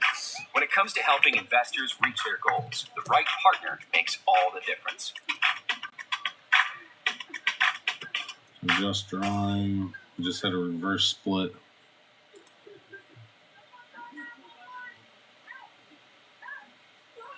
$531 was absorbed. Unlock the world's largest, most liquid financial market with Forex.com. What was the low? 531? Forex, or FX, involves trading one currency for another. 531 freaking daily based turnover it. of $7.5 trillion. Forex markets are super liquid, ever-changing, and available 24/5. That means one thing: potential trading opportunities. 538. Discover these potential opportunities with Forex.com. Explore Fubo, E plus links, FX pairs and everything's act fucking. decisively with leading platforms, exceptional execution, and low costs. Build your knowledge with comprehensive education Links tools, just videos, shot and up. webinars. Open a free demo account and learn the ropes in a risk-free environment. Take advantage of expert analysis, live commentary, and elite charting. Experience the pinnacle of Forex trading with the #1 broker in the U.S. today.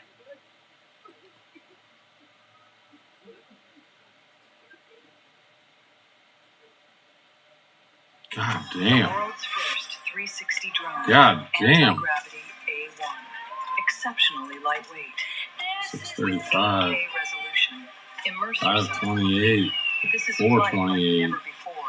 Designed to feel natural. Flight guided by instinct. Share the experience with Good SkyPilot. Lord. Or turn flight into something magical. Sky Genie turns every move into a cinematic moment. Enjoy the action. Links just went up 300%. Never miss the shot. You can't be stopped. You're gonna get another big winner, and next thing you know, you're starting to give back some profits. Golly, dude, that happened so fast. That combination, of getting really feeling euphoric, and all of a sudden feeling like shit, right? That starts to mess up your mindset for real. And maybe I go from 7 down to 4. Maybe you take a couple of points, a big hit mentally. So I don't want to do that. I don't want to mess up my mindset. I gotta keep myself in that space, in that trading zone, the opportunity flow. Golly. I start pressing keys just to kind of prove a point. Well, you might start to unravel. And look at Ross this morning, right? Ross is back in. What is he doing? He just bought the top on this thing. It's now I see how you guys feel when you see me trading shitty. It's upsetting. It's like, God damn. Sell it. He's down $8,000 on it. He's holding 14,000 shares at 381 on LNKS. If he wins, it might be a big winner, but Jesus H. moly.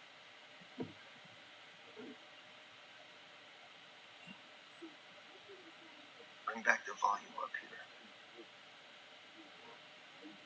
here. What in the fuck?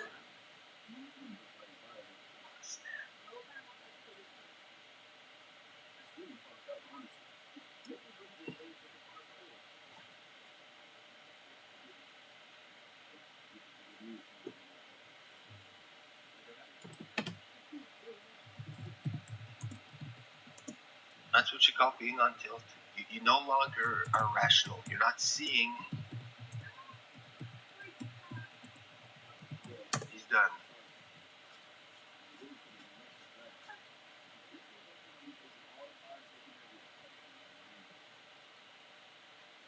Ouch.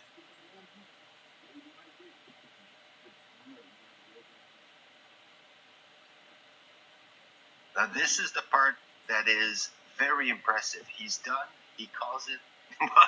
He did that earlier. He did exactly that, and he stayed at his desk.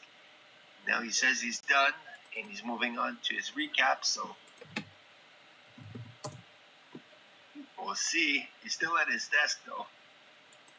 Oh, that sucks. What am I? Jesus, man! It seems so obvious when you're watching it from this side. I guess you get desperate, right? You see something pop. It's a fresh ticker, low float. You just jump on it. I think that's what he probably did. So, yeah, that first 5-minute candle here, big rejection below VWAP. Never a good sign. West Northwest 60. I don't know if that's correct, though. Well,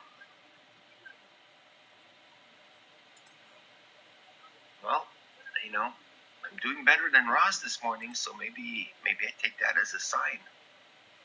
Before I get in the same kind of situation he's in.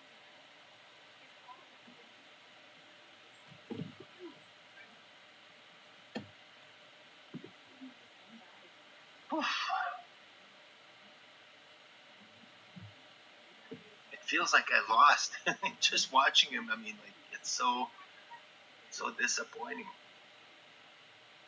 See, now FCUV is kind of, despite the volatility, the choppiness, the fact that it has no news, it's kind of developing a bullish looking pattern. I wouldn't, write it off yet. Still could provide an opportunity. BDRX. So FCUV definitely something to keep an eye on. What else? It's 7 after 9 here.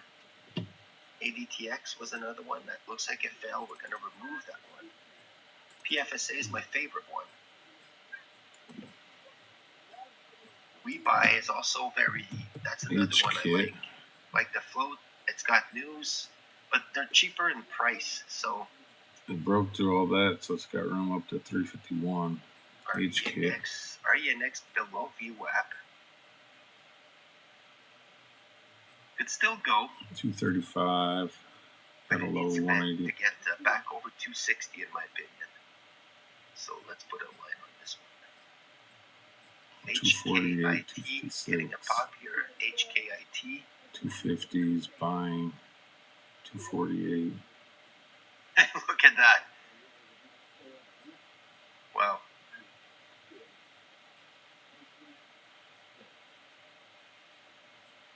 Kind of a weird pattern here. HKIT. 239. Chinese name. 238. Yeah, it doesn't look very good.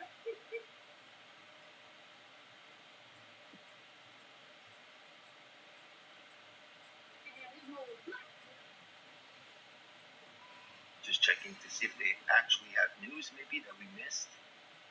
What's popping here? FCUV popping back up again.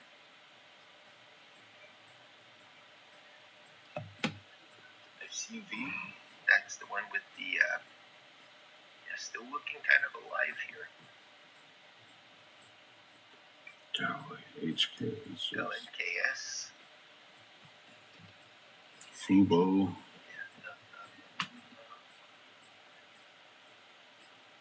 PFSA is the leading gapper. It's got, I think, Lynx is the most terrible. as well. You have 112 million shares. It's very thickly traded. I think it's the place we should be focused on, or I should be focused on. PFSA. It might be the one to watch at the open. It's uptrending. It's looking bullish. It's got news. It's got a low float. And it hasn't failed this morning, right? We don't see any big rejection. It kind of went back down, but I wouldn't, rejection or pullback. Lynx it's a cheaper just stock, so it's a little tricky. So again, we're seeing some opportunities this morning. Nothing super obvious, or what's the most obvious one you folks are looking at? I don't know what's the most obvious one this morning. Hey, good morning, Martin. Just missed the bottom here. Ross is down 20K.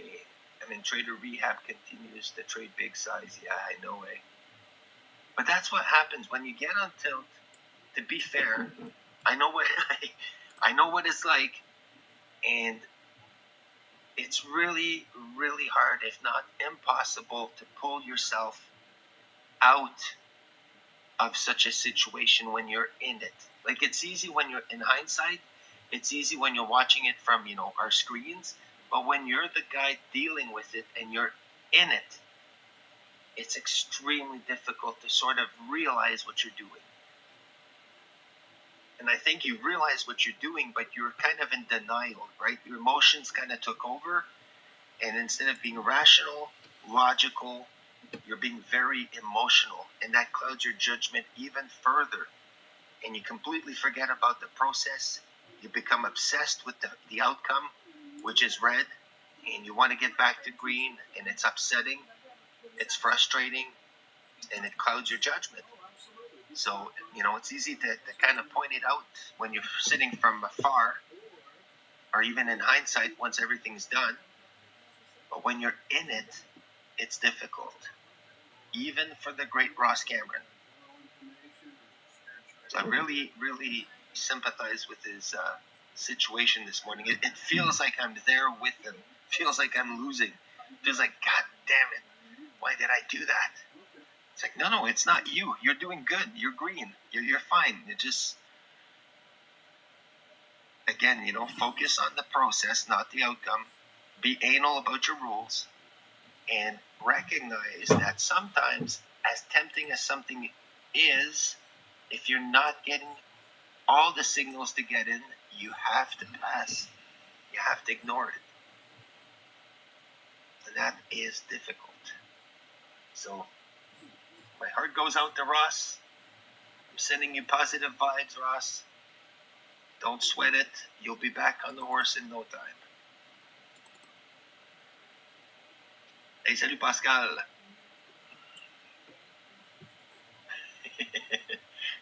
Martin is opening a ski lodge for me or something. I mean, if we were to make our house Airbnb, we would probably make a fortune. The problem is we wouldn't have anywhere to live. Because our house is right on the ski hill. You literally put your skis at the door and you ski right on the hill. But it's a tiny house. It needs a foundation. It needs a roof. It needs doors, windows, siding. We need to reattach. There's a little laundry room at the back, and it's coming undone from the actual house. So I got to reconnect it. It is pathetic, and it's no joke. And that's why I'm here, trying to make $11 to pay for house improvements.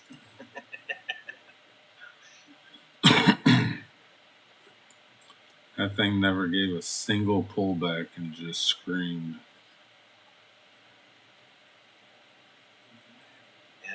Yeah, exactly, Jim. I feel it now. I can relate, and it is kind of frustrating.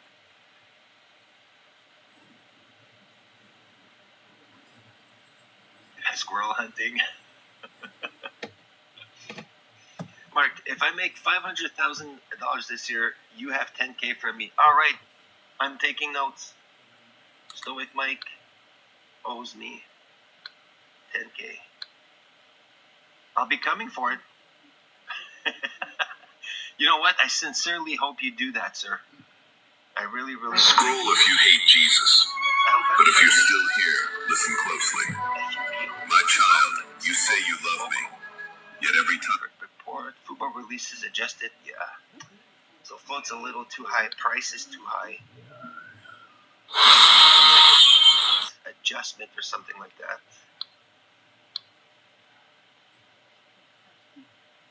It's Weekend Upbeat with Colin Jost and Michael Chen.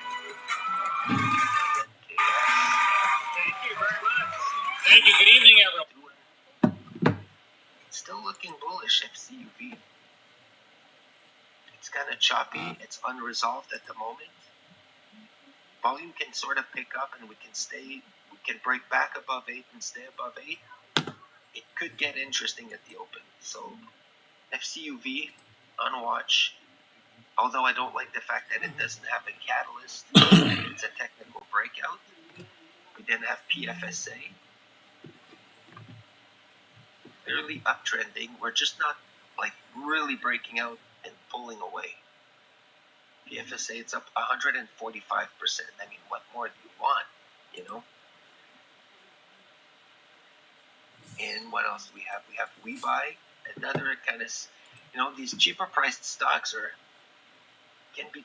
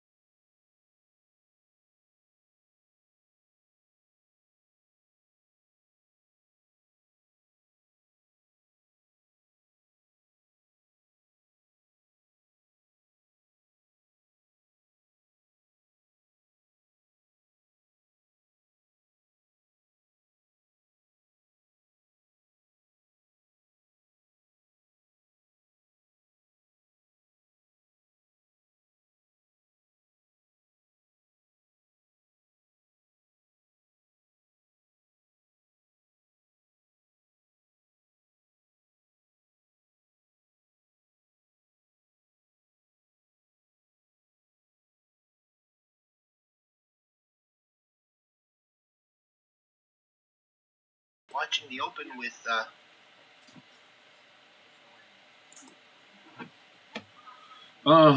This my all right, be right back.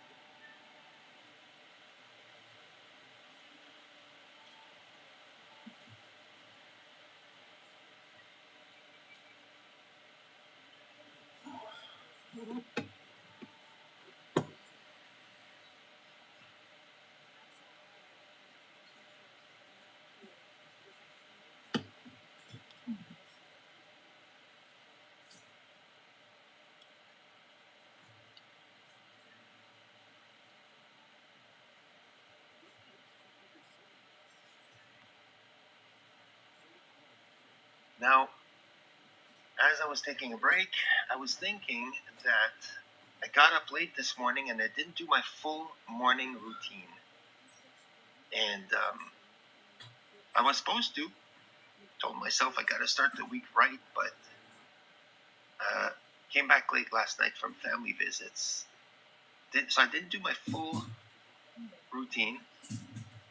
And from the moment I walked out of bed and I was on my way here, I kept thinking, process. You don't have to trade. Just really, really be disciplined. Be anal about it. Just don't veer off of your discipline. And I came in, and it's exactly it feels like that's what I did. And I'm green, right? So, again, following the discipline and being really, focused on the strategy made me green. And hello. I didn't do my full morning routine. I've been sitting here, I guess, for maybe 3 hours now or so. So, Alright, that's enough. the wise thing to do, I think, would be to stop. For later? The wise thing would be to stop. So maybe what I need to do here is, well, I don't want to miss an opportunity, right? I don't want to screw it up. I don't want to screw things up, but I also don't want to miss an opportunity. Okay. Whatever works, girly. Just trying to. You want the food guy? Past 9:30, or if maybe this discipline and kind of just walk away. Do you want the food guy? Yeah. And start my spring. Okay, I'll check. Because we got lots of stuff to do. It's full of chocolate everywhere downstairs. Let me see what we can DoorDash it, girl. And that would give me kind of a head start. I'd feel good about myself.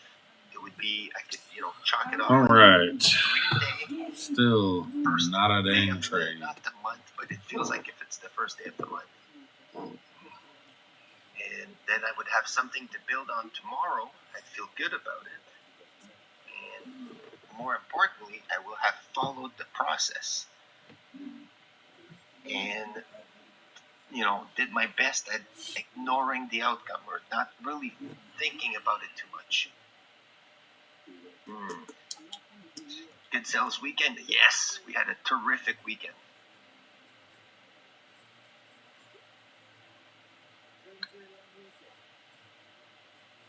Yeah, that's the other thing. There will always be more opportunities tomorrow. Get green and get out is my advice. Thank you, RDS Music. I appreciate the comment there. So my feed. You guys are talking about commissions.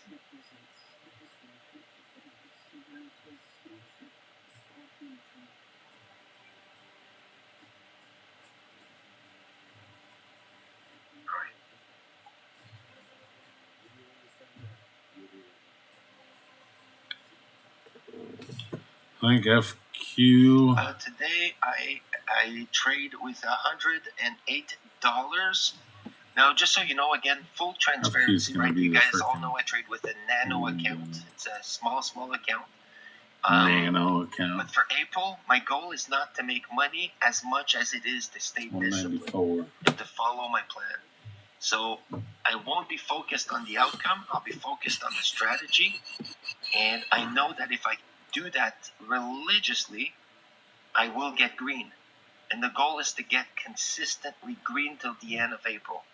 And then I might put more money back into the account. But until then, what I was trying to say is, well, I have $108. They're going to take $50 US. So I'll be back down to 50 because I got to pay for my platform fees. But I also got a $50 commission because someone used my, what do you call this? IPM. Description if you want to use a price trade. And you open it again. High float. Nope. And I also get that $50. So Friday, I was looking at my account. And I was up, like, I can't remember the details there, but I was up a couple of bucks. And all of a sudden, I have an extra $50 in my account. So I figure out why. It's the first time I get a referral thing, so very happy about that. So I should have about $100 to trade with. We'll see how things settle, but the money is not what I'm focused on. Really, I have to figure out my business. Indo. Get that. Fubu still rocking. Because I know if I can get that consistent, the profits will follow. I had zero doubt. And this morning is kind of a, proof of concept. Focus on discipline, focus on strategy, and you'll get green. And of course, when you're green on the day, it's easy to say that, right? Look at me. It's very easy. You press buy at the bottom, you sell at the top, and you get green like I did. Keep your losses small, like 90 cents. Links.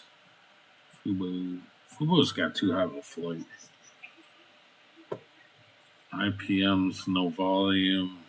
SLZB too cheap.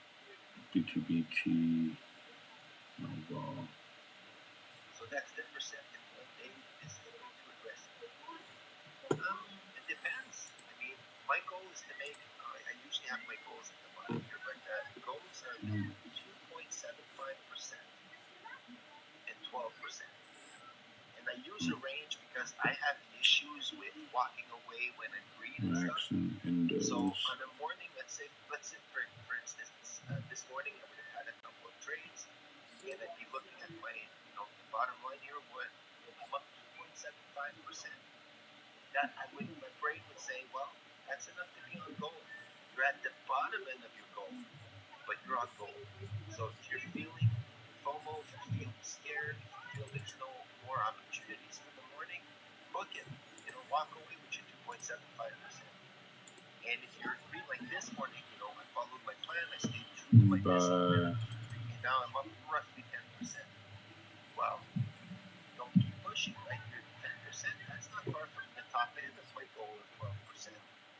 So, put the brakes on, don't push your luck. That's how it kind of feels, right? So, and then maybe if I was up 30%, then I feel even better. I can stop here, but that's the goal. Trying small, consistent gains. So 10% is big. It's all USD.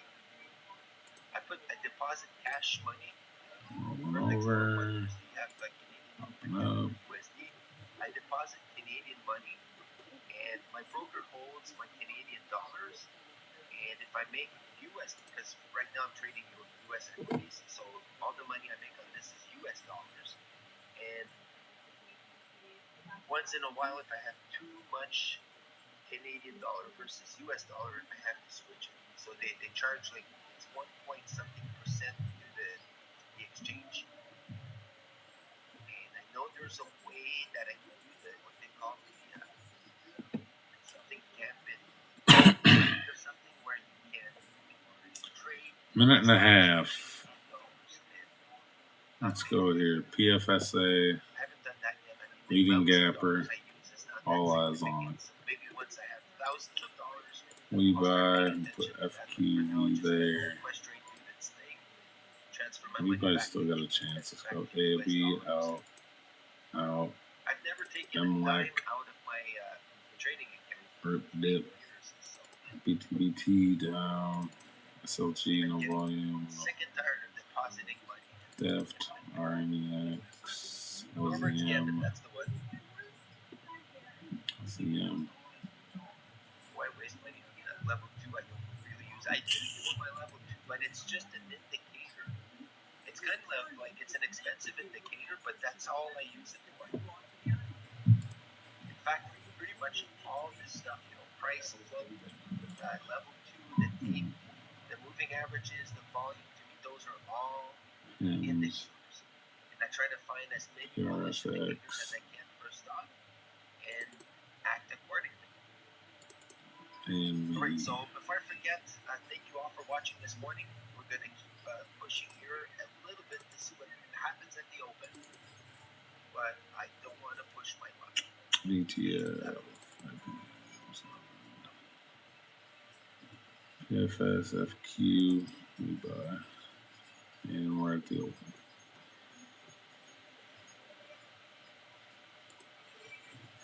$232. Exactly, yeah. So good luck, everyone. Again, thank you for watching. If you're leaving us, I wish you a good day.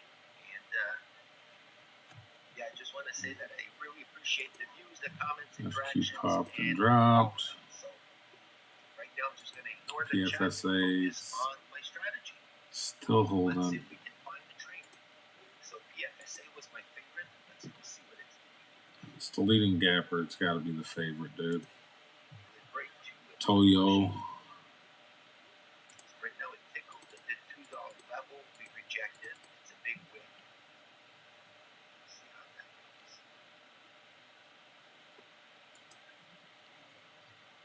Looks like we rejected LNKS held up.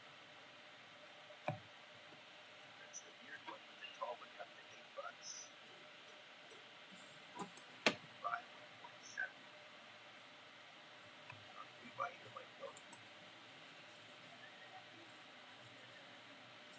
And remember though, it's a cheaper stock.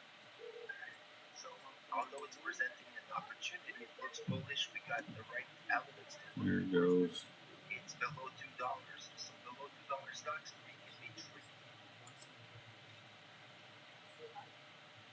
FCP taking off here. FQ.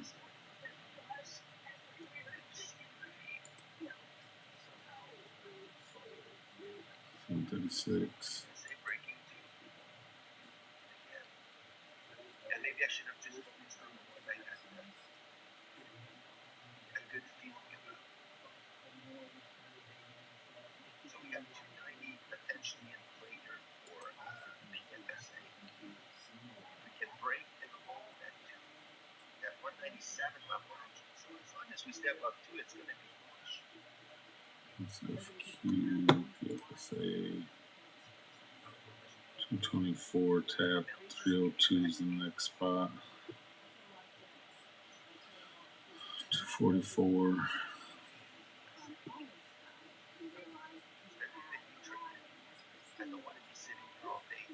I don't like it. Doesn't matter. I do not like it, chat.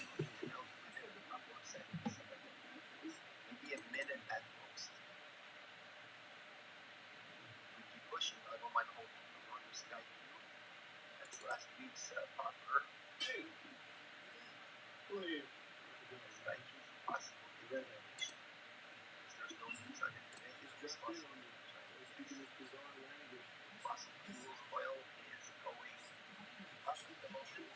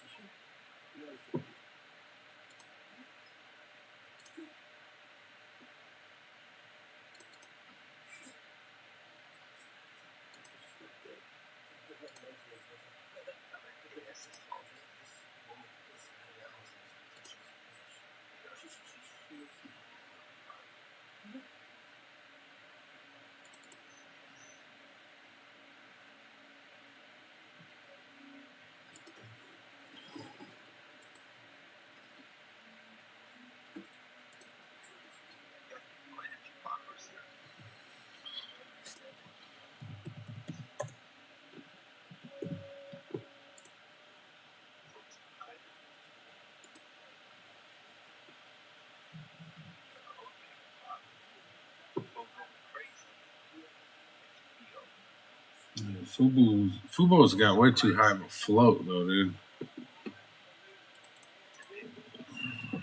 1197.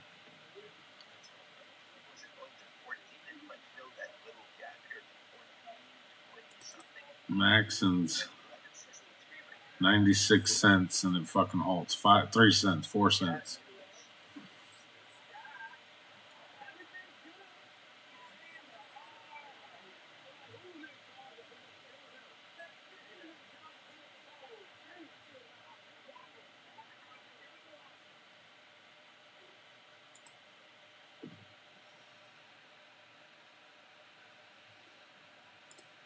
F cube.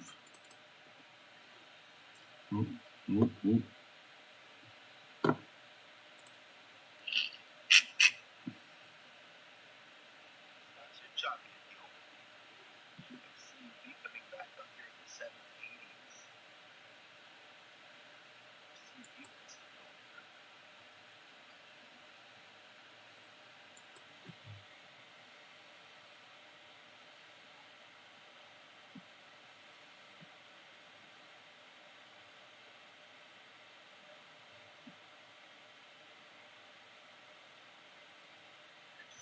Looks like it's gonna try and break 8.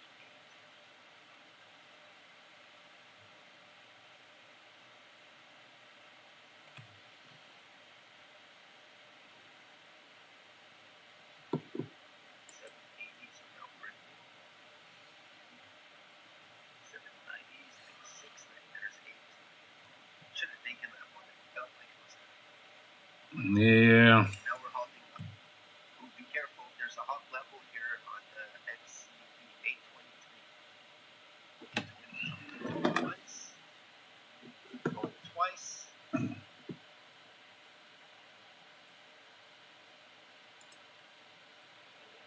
comes the halt on XCB.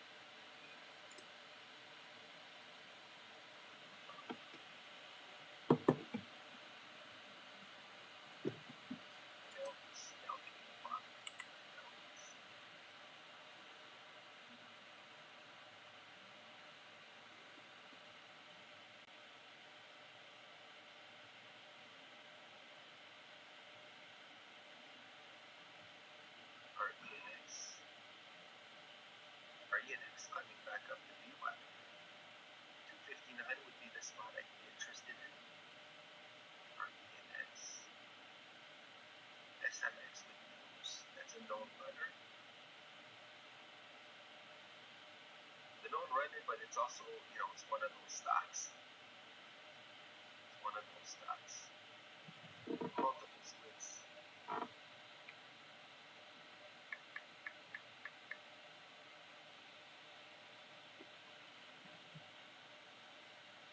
Sometimes I feel I should just skip the whole open. 9:30 to 9:45, just walk away. Come back at 9:45. Things have settled down.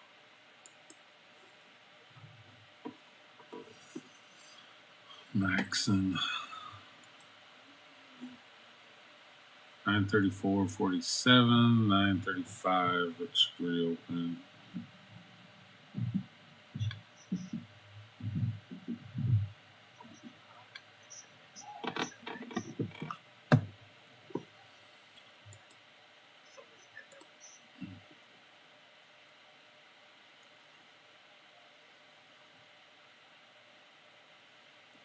Maxian Solar, RCMT, CD.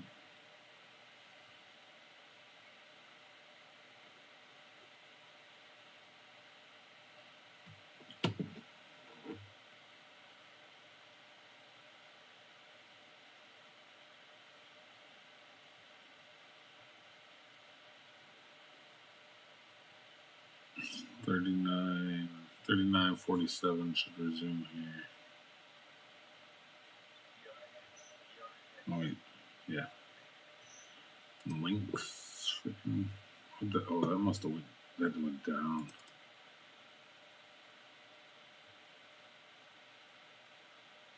Goodness. And that was at 8 something really. You're focused. You're in the right place at the right time. Ugly.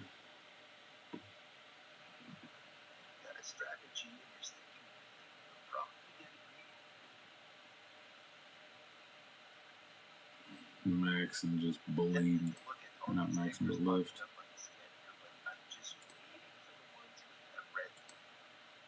Def to rebuy.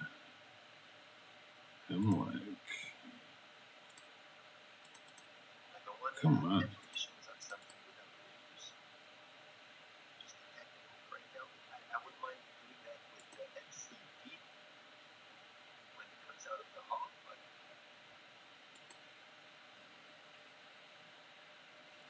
Maxon could just roll over.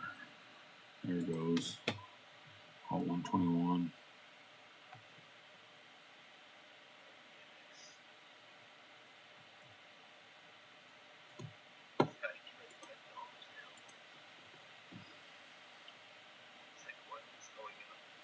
It's gonna hold down.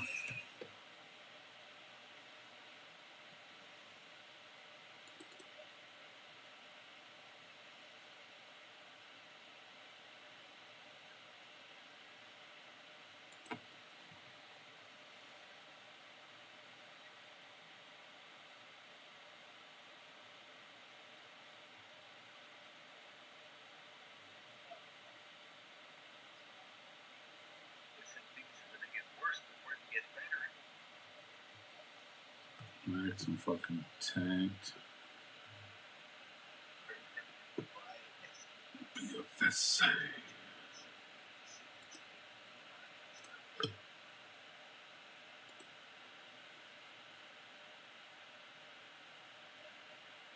$41.14. FQ should fire up here.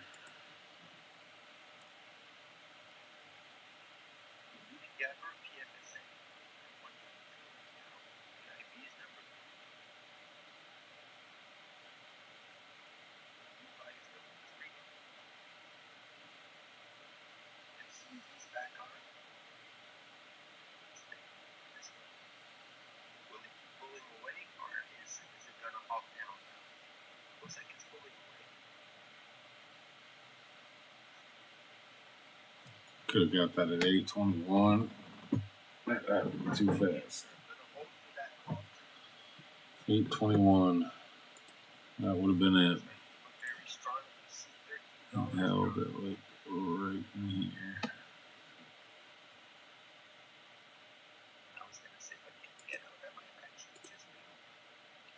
Should have went small size at least.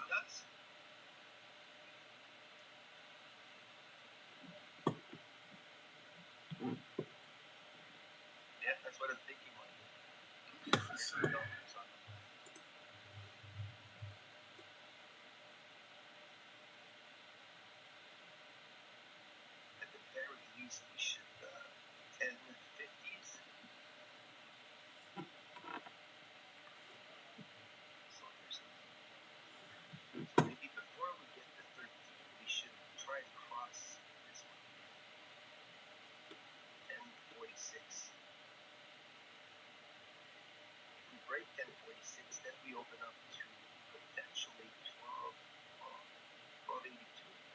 Let's go. 1280 something.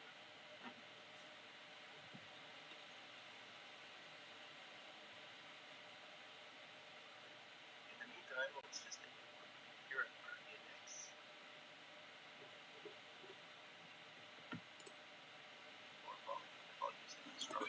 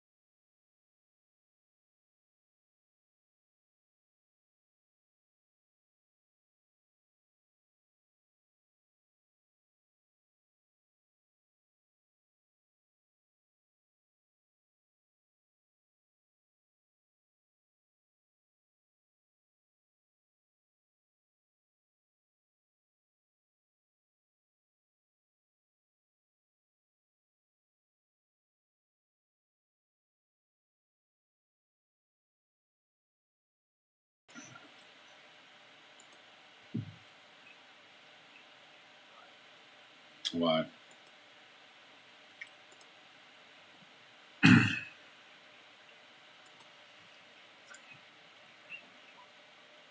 Trying to get out.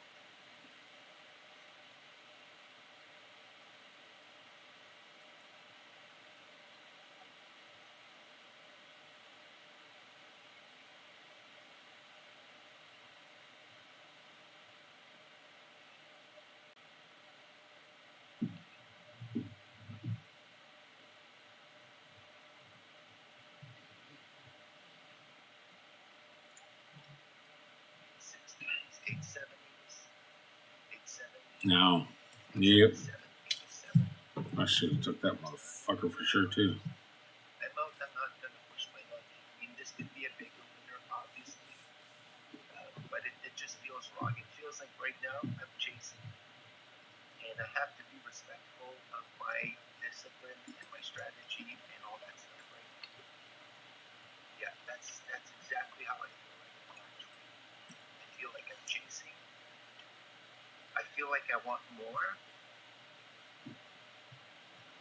874. Obviously, it was kind of a good move, but it feels like I'm chasing. If I would have gotten in on the first hop, and I'd still be holding, maybe I'd feel a little different. But now that I'm, I got my time with it. Entry at 875, 76 would be perfect. I mean, I was down 90 cents, and I'm down 28 cents on it. And it didn't hold. Worth keeping pushing like this for a few pennies at a time with the very, very real risk of a massive pullback. I don't think so.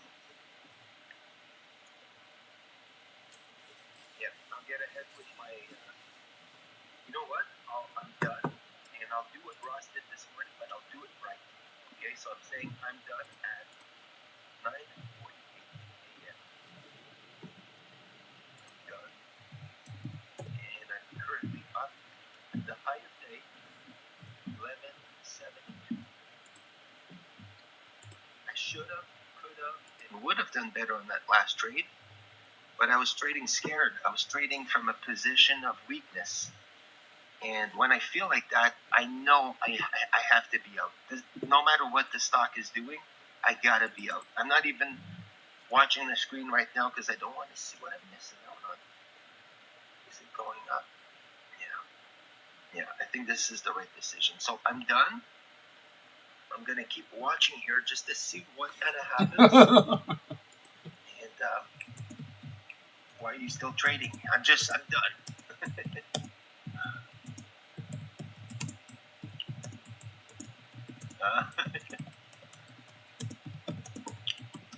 Saint-Jean-sur-Richelieu.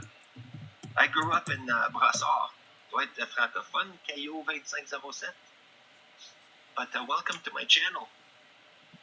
Welcome to my channel. I'm in Wakefield, Quebec. We're just north of Ottawa. We're north of Gatineau. On the beautiful Gatineau River. In the beautiful Gatineau Hills. Right next to Gatineau Park. Yeah, there we go.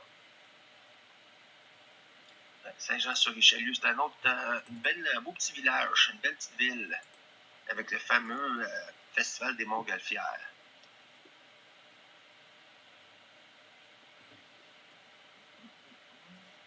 850 would have been it. Like it's literally. Can't shut her down. I'm not shutting it down. I gotta see it through the end in a way. It feels like my trading window is up to 10 o'clock. I should not be done till at least 10, but I'm practicing being done. I'm practicing saying to myself, all right, you're done. Stop messing around. Stop pushing your limits. You're done. And practicing seeing something go without me, right?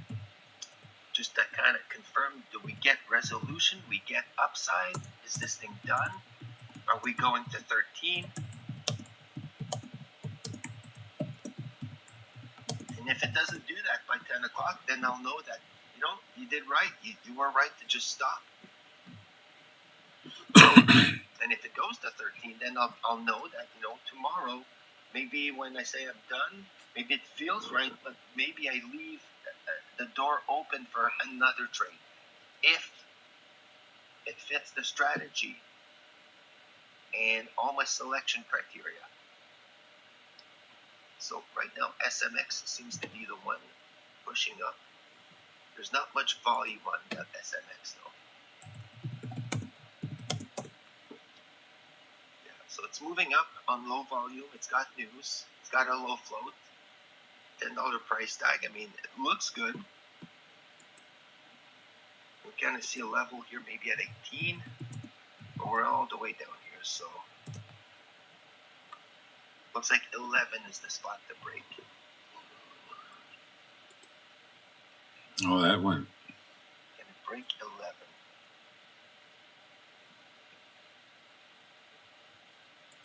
$10.88 to be precise. So if it breaks 10.88, I'd be bullish on this.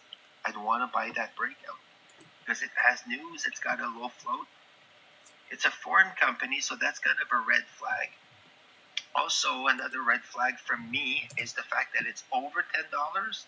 So we're getting, you know, the risk kind of increases for me over $10. So,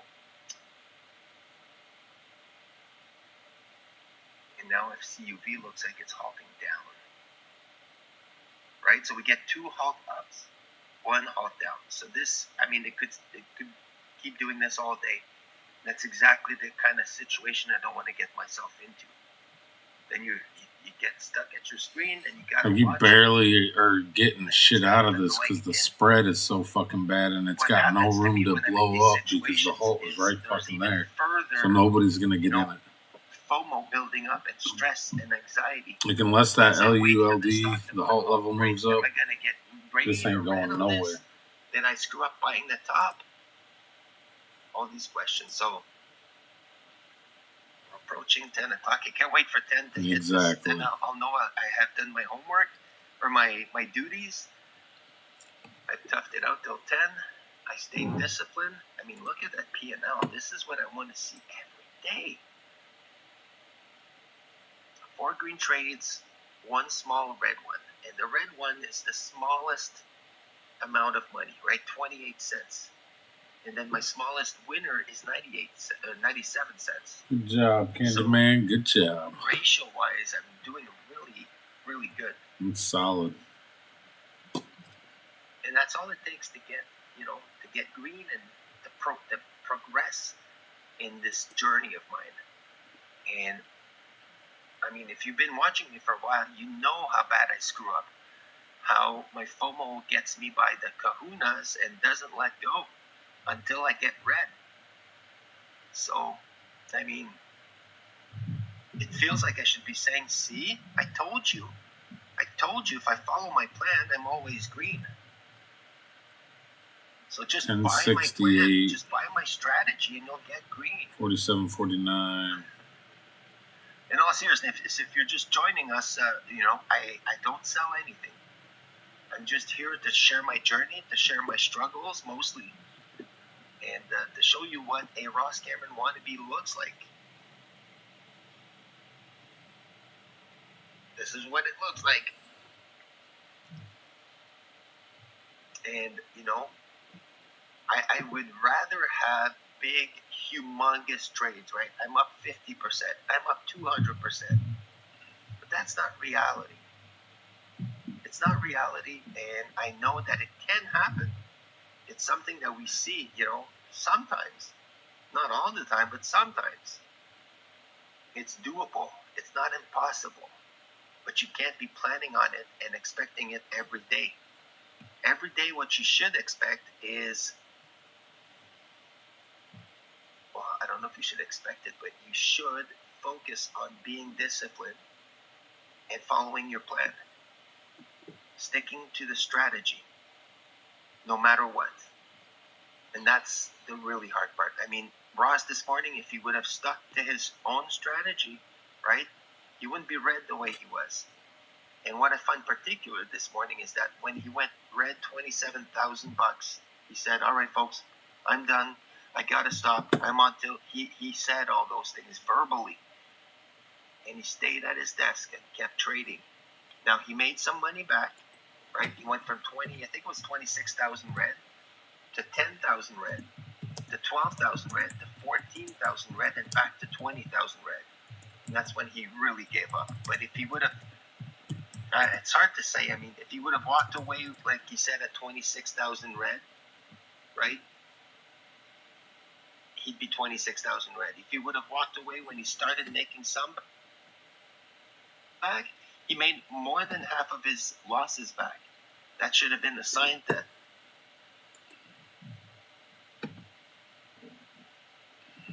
especially when he started accumulating more losses, maybe that's a sign to stop.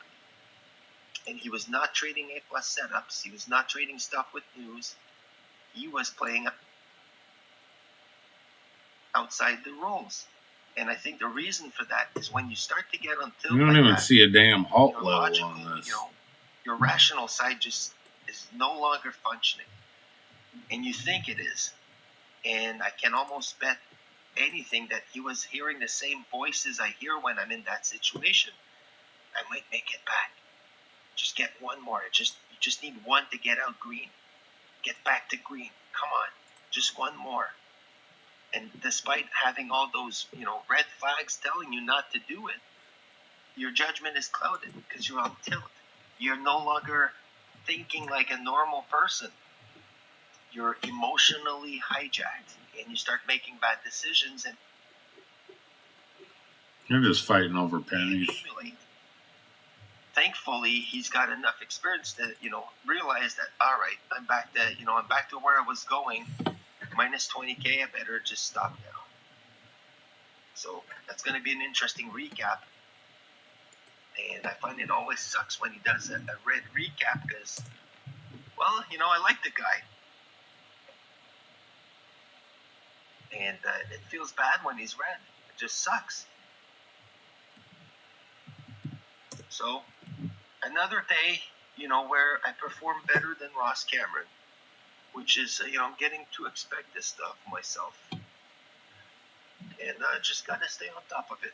So, as long as I stay disciplined, as long as I focus on the plan, and that I'm, I don't have a better expression than saying I'm anal about it, but I'm a stickler for rules. If I just only focus on that, it's always making me green. And again, SMX. One would ask, so why are you red overall? Why are you still red after 8 years of trading? Well, it took me a long time to figure out that my emotions were the issue. Like what Ross went through today, I used to go through that most days. And I'm not sure if he got green before going red this morning, but I usually, actually he was green $36 or something. 1089. And I think, like I do, if I'm trying to take a trade, for instance, FCUV here, and I would have bought anywhere somewhere in here, right? And I'm up. I see my P&L go 5,000 green, and it pulls all the way back, and I get out, and I'm $36 green, right? So I saw 5,000 on the screen, but I only pulled $36 out of it. I'm feeling tilt. I'm feeling FOMO. I did miss out, right? You kind of go, fuck, I should have sold it. This dude is so winded, bro. Like, I like you, Candyman, but holy shit, dude.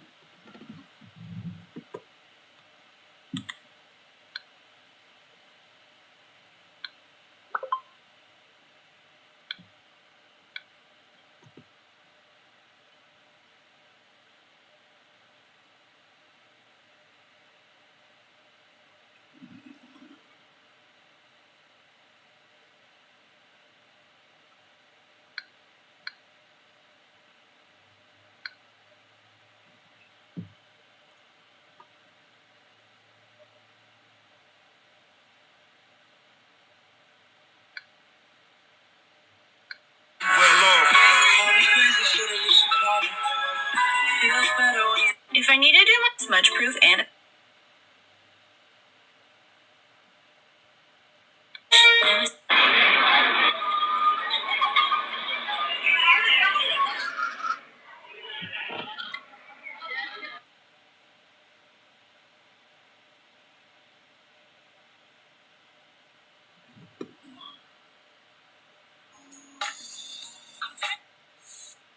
handicap today.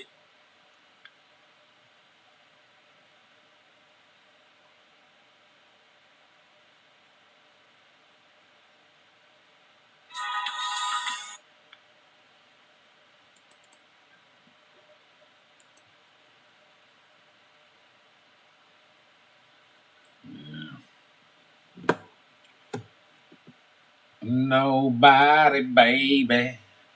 Nobody. I think we're gonna go play some fucking Call of Duty.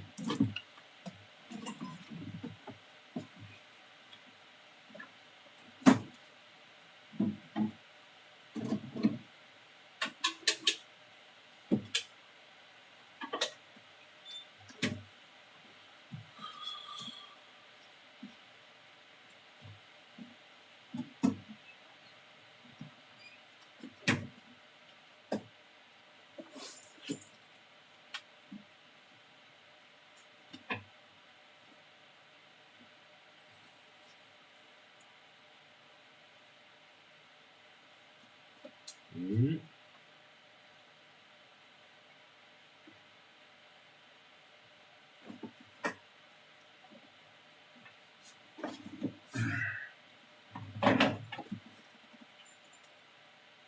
Let's go.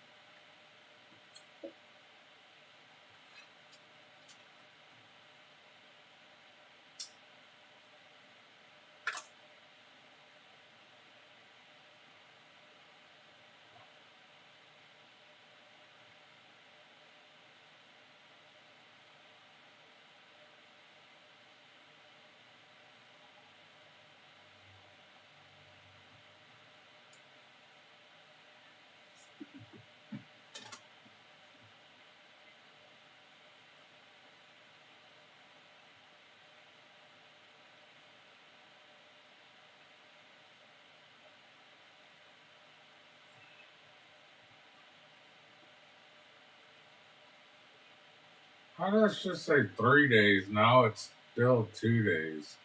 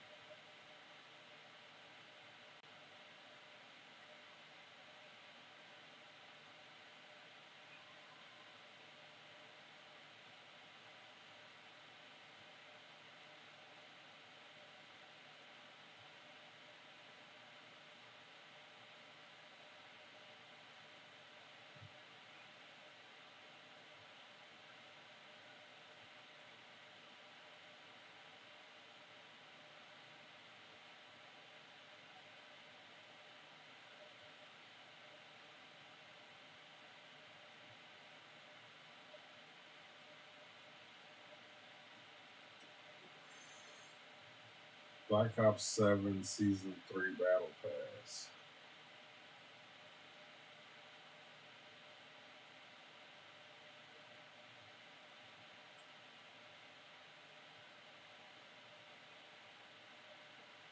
Black Ops 7 Season 3 Battle Pass. Where? Right there. Voss Convergence foregrip.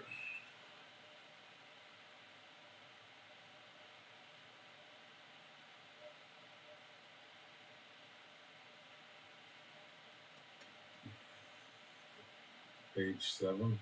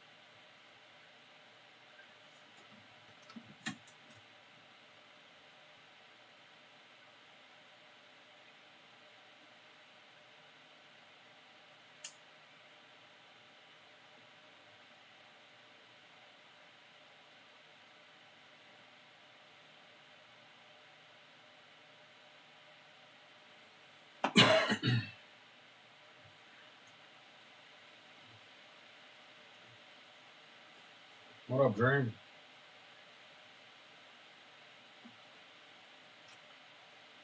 What's going on, bud?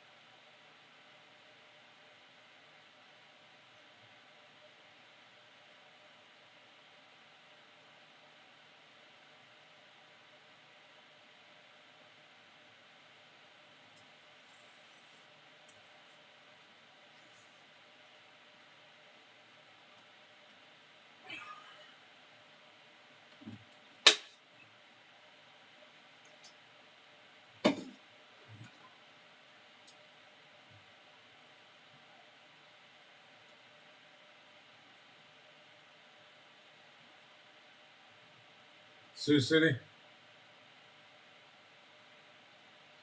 Oh, right on. Yeah, I'm over Nebraska side. Gotcha. There's tornadoes up that way or something like 3-4 days ago. Yeah.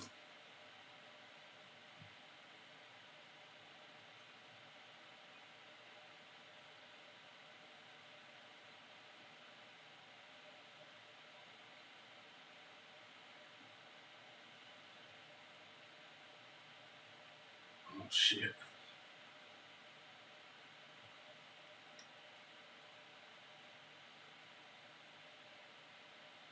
The weather's supposed to get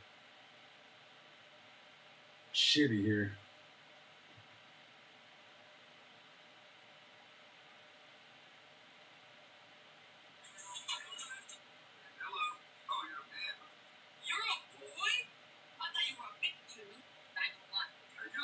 Are you actually a boy? Oh shit, I'm everything. Stop.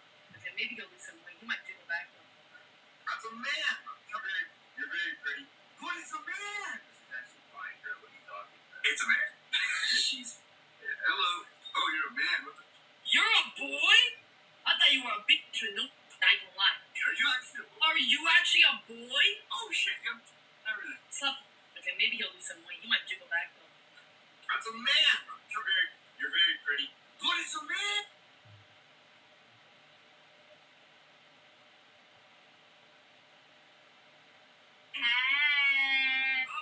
Retard alert. I ride it. Oh.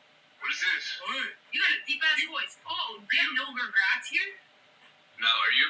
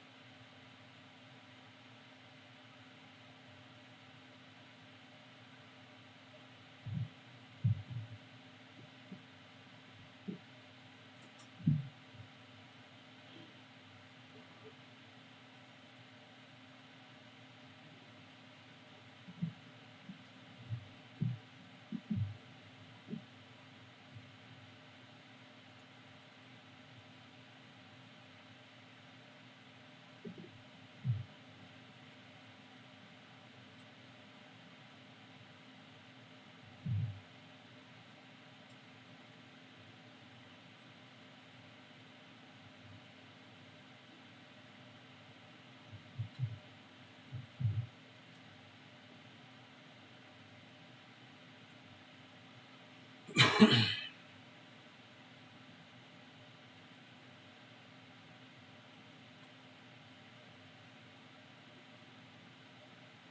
night, little bird.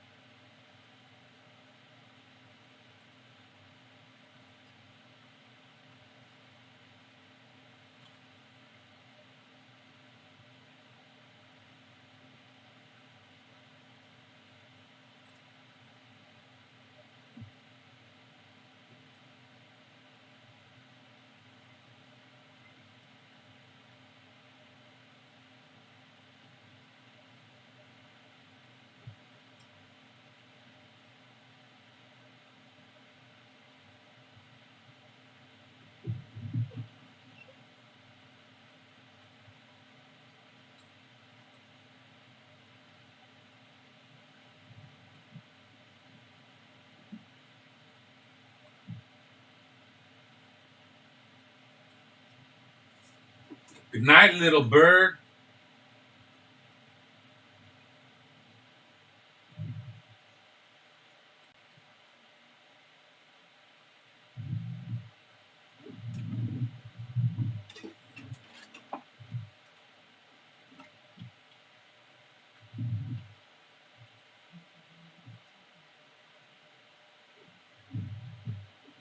Good night, little bird.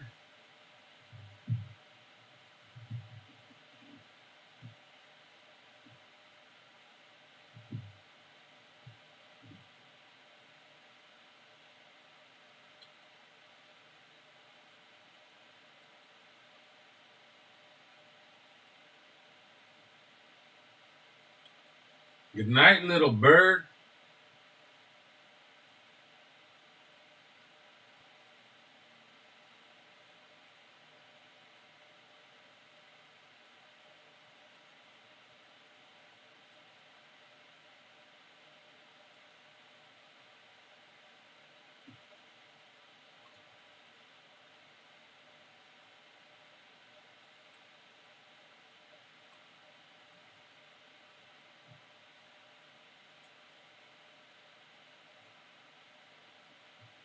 Good night, little bird.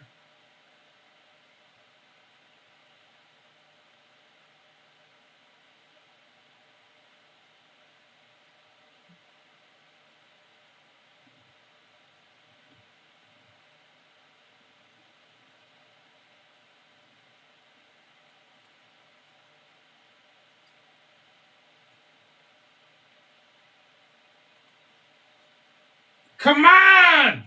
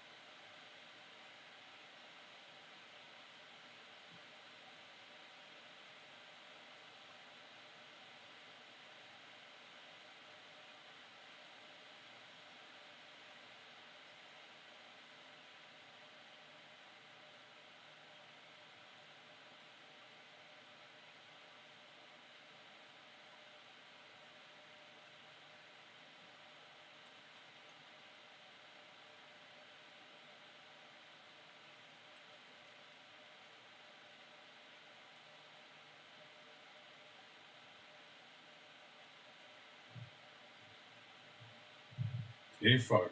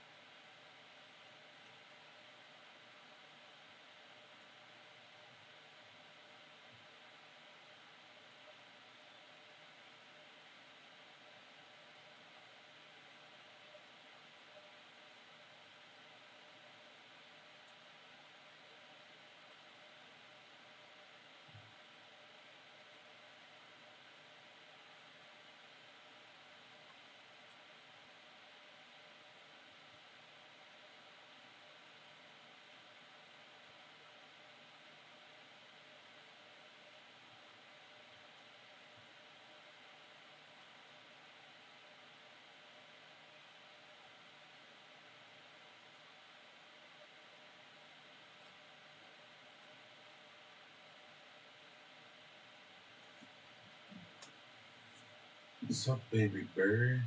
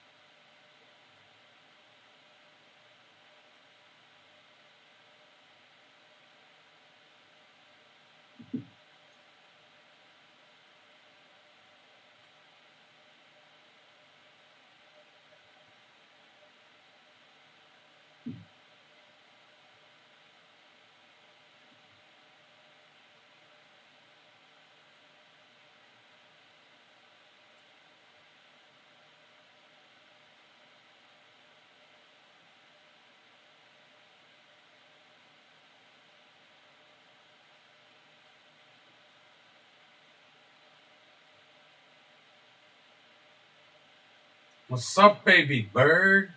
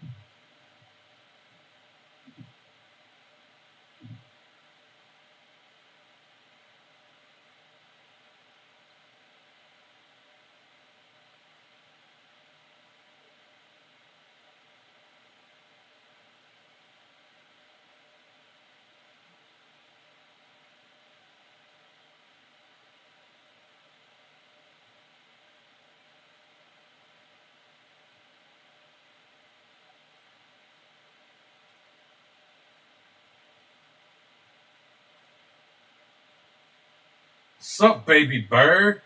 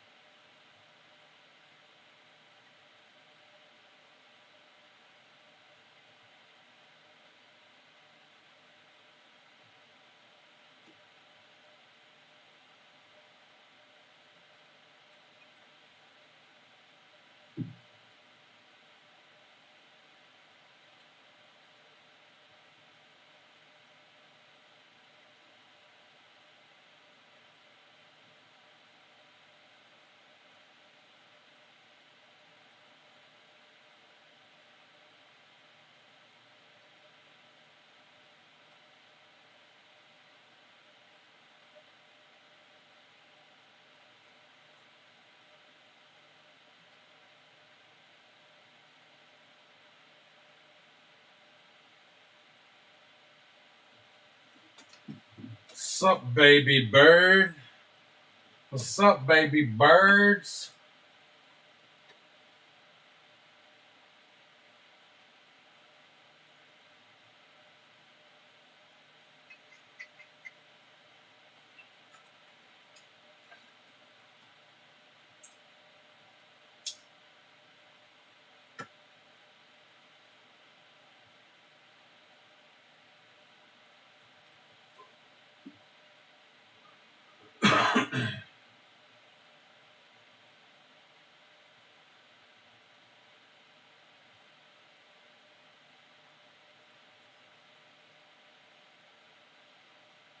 What's up, baby bird?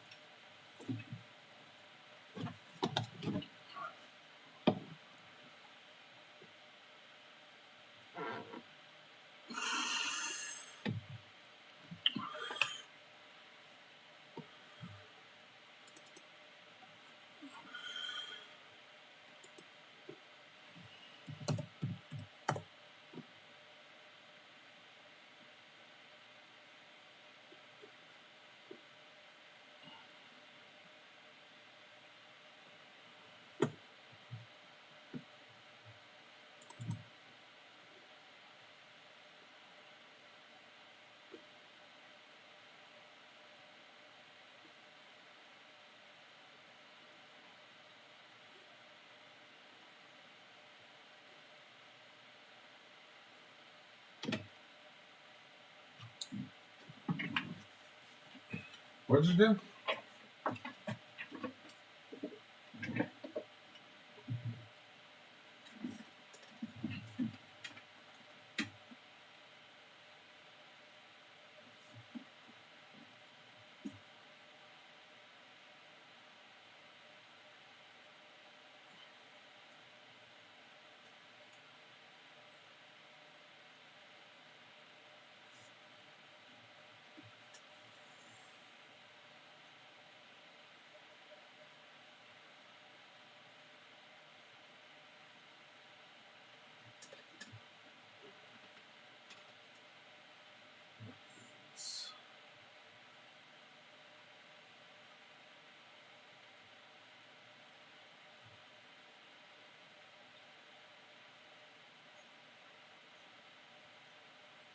What's that?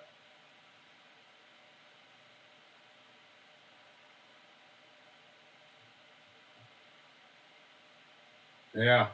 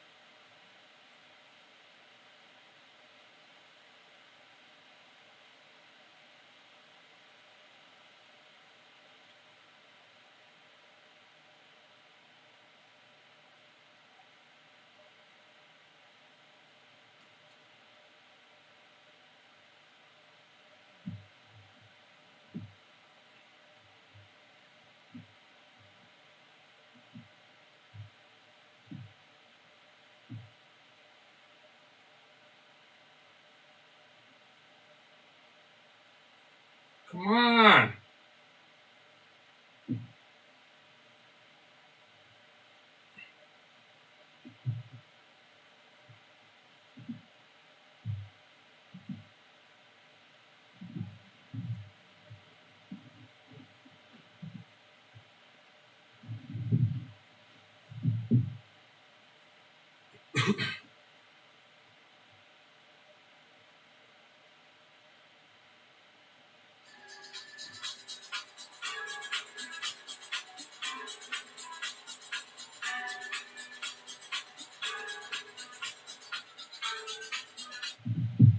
Hello?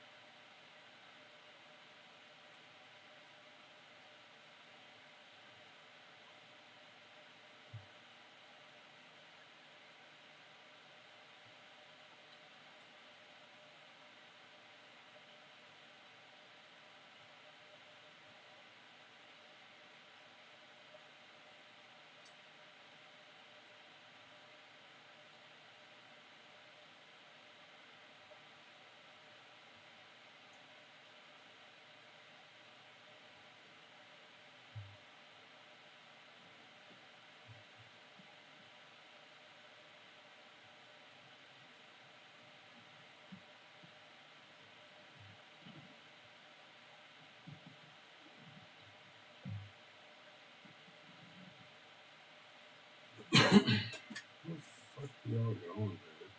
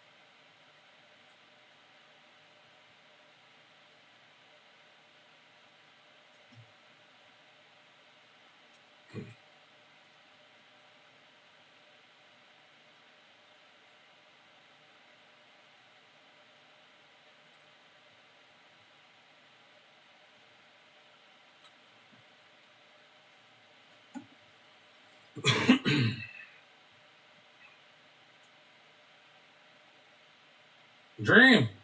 Come on. Dream. Fuck. You're stupid.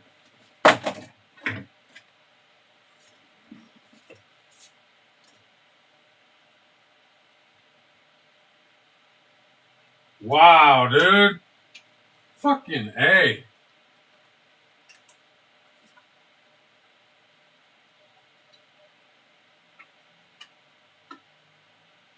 On fucking real, Dream. What?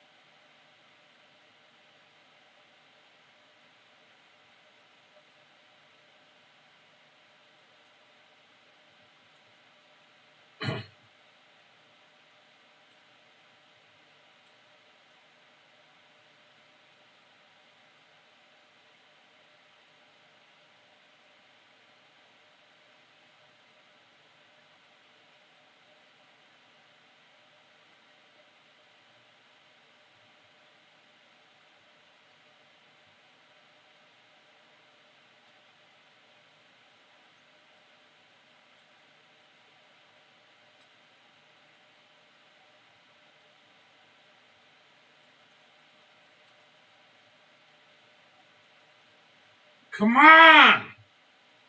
Fuck, dude!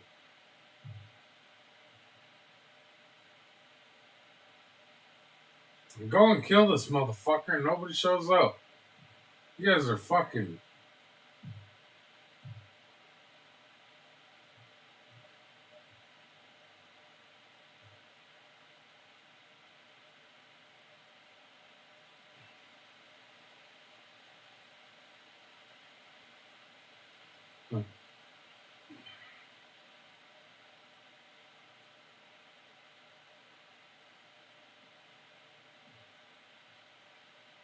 Yeah, mine, motherfucker.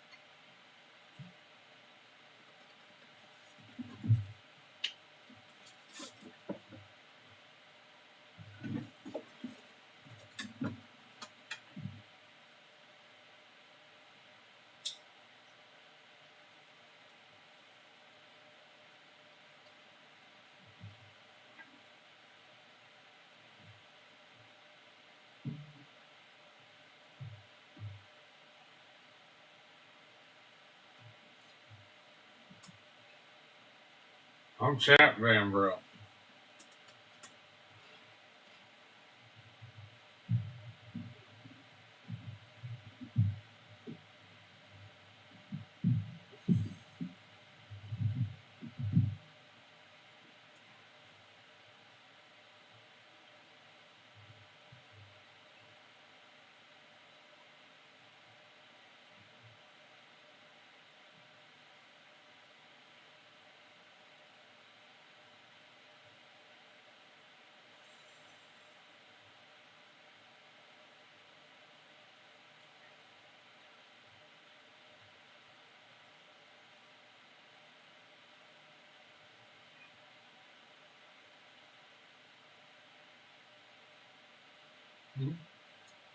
Enjoy it, Mighty.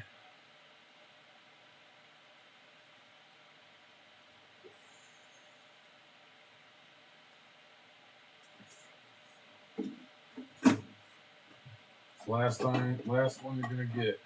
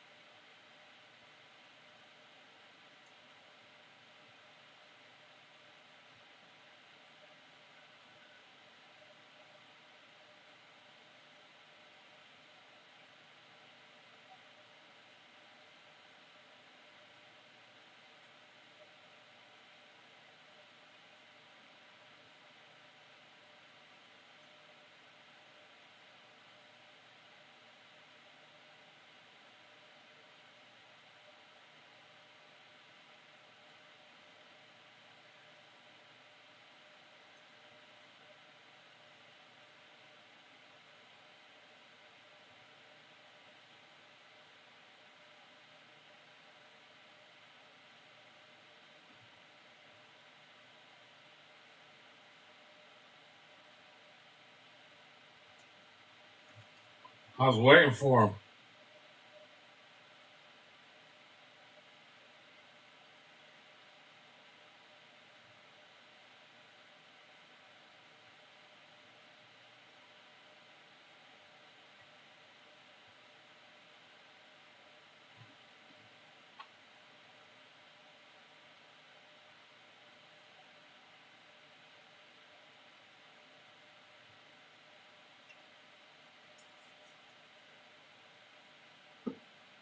Oh, I'm too good.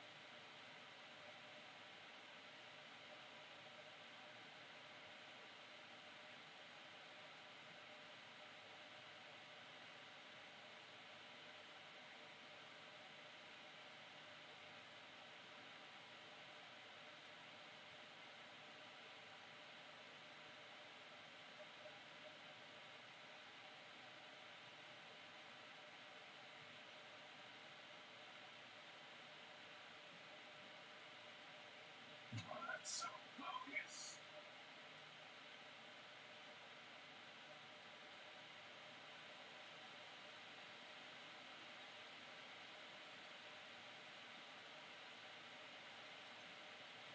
Hey, can you hear me?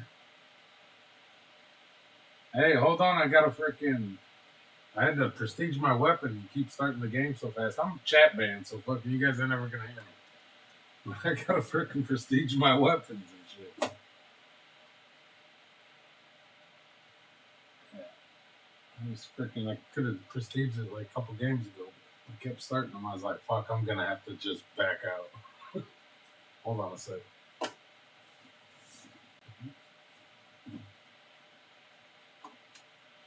Alright. Freaking see what I got.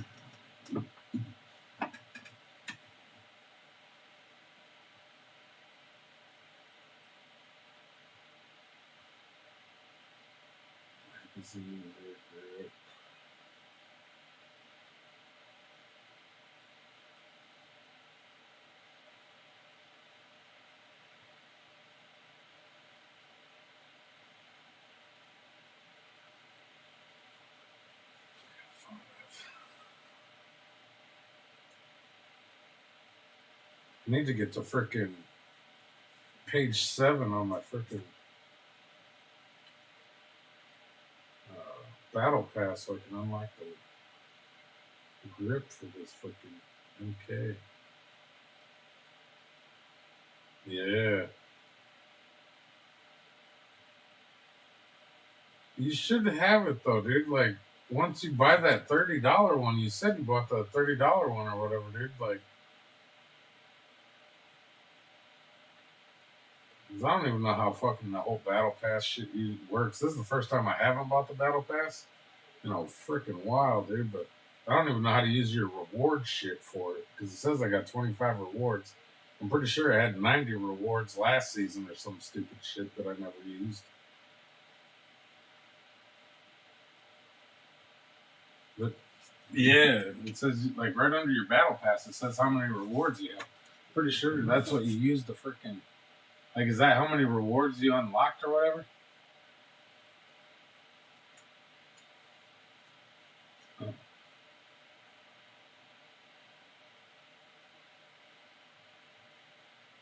Yeah.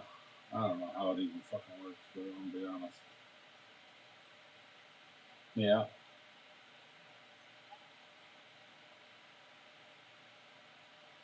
Pages? Yeah. Yeah, the end one is locked on page 5.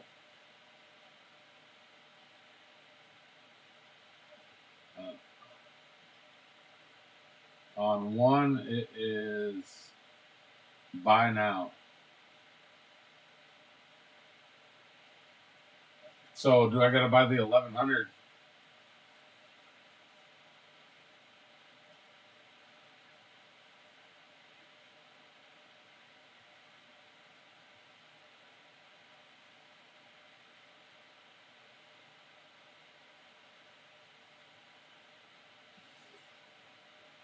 $100 unlockable rewards. So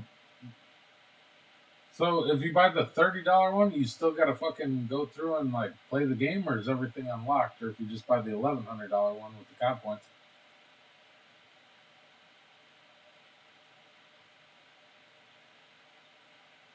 No, you gotta fuck it.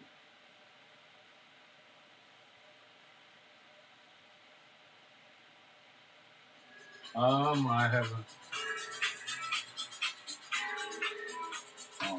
Okay. Hello? Did you see that, like, the Iran thing with the ceasefire? The 45 days or something? No, well, I mean, it says Iran on Monday rejected the latest ceasefire proposal and instead said it wants a permanent end to war. We only accept the end of war with guarantees that we won't be attacked again. And, like, you know how Trump wanted to open up the Strait of Hormuz? Hormuz. Looking for the missing fucking U.S. Wasn't it because he wanted to look for the missing fucking... No, the Strait of Hormuz controls 20-30% of the oil. Yeah. So then freaking Iran started charging tolls to use that strait. $2 million per ship, which there's 100 ships a day that go through that fucker. Okay, I thought I read something that said that Trump is only trying to or wanting it open to look for the people. So he's lying like a motherfucker, but hopefully the fucker just cowards out because he's a bitch. He fucking started a damn war that we can't fucking... It's not gonna end for fucking 20 years. Not at all. It's gonna be a new generation that needs to get in there. Exactly, dude. It's gonna be an absolute... It's just like fucking Iraq when Bush did it to us. It's just like if two people have beef at a job and then they get fucking rid of them and then new generation comes in, you know? Right. Well, freaking... Like they're gonna have beef regardless. Bush only did it because fucking he's like...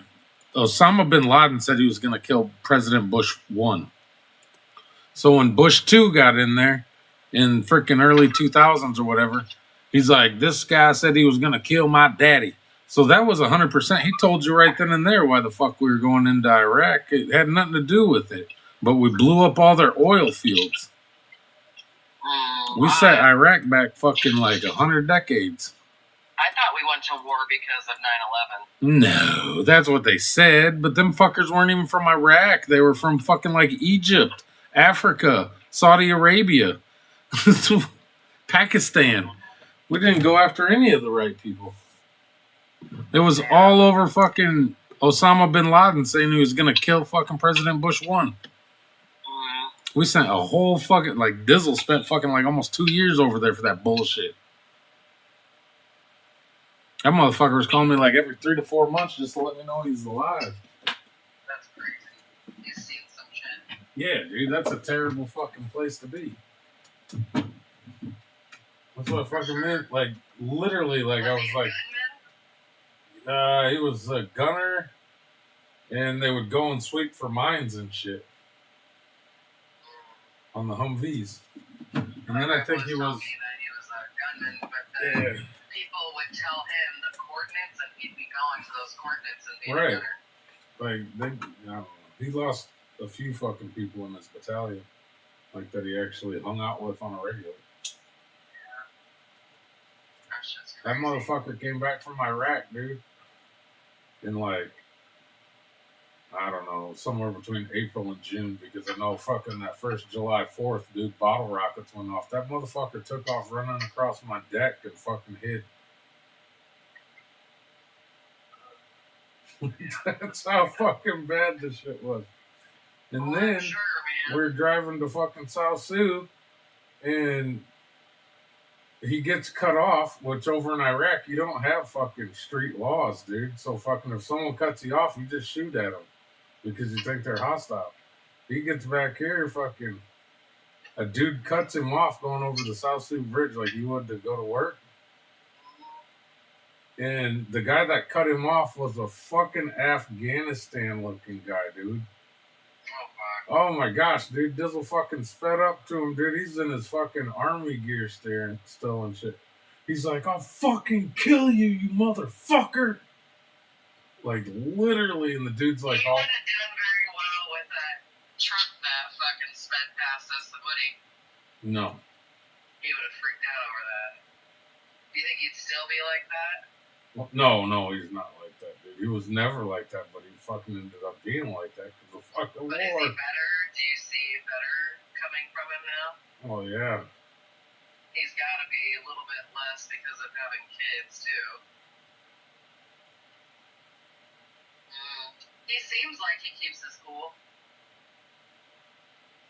Whenever you've been on the phone with him and he's like telling the kids to calm the fuck down. He seems like he laughs sometimes over it. Are you playing your game? Yeah. I figured. Because I heard you say, yep, I'm ready.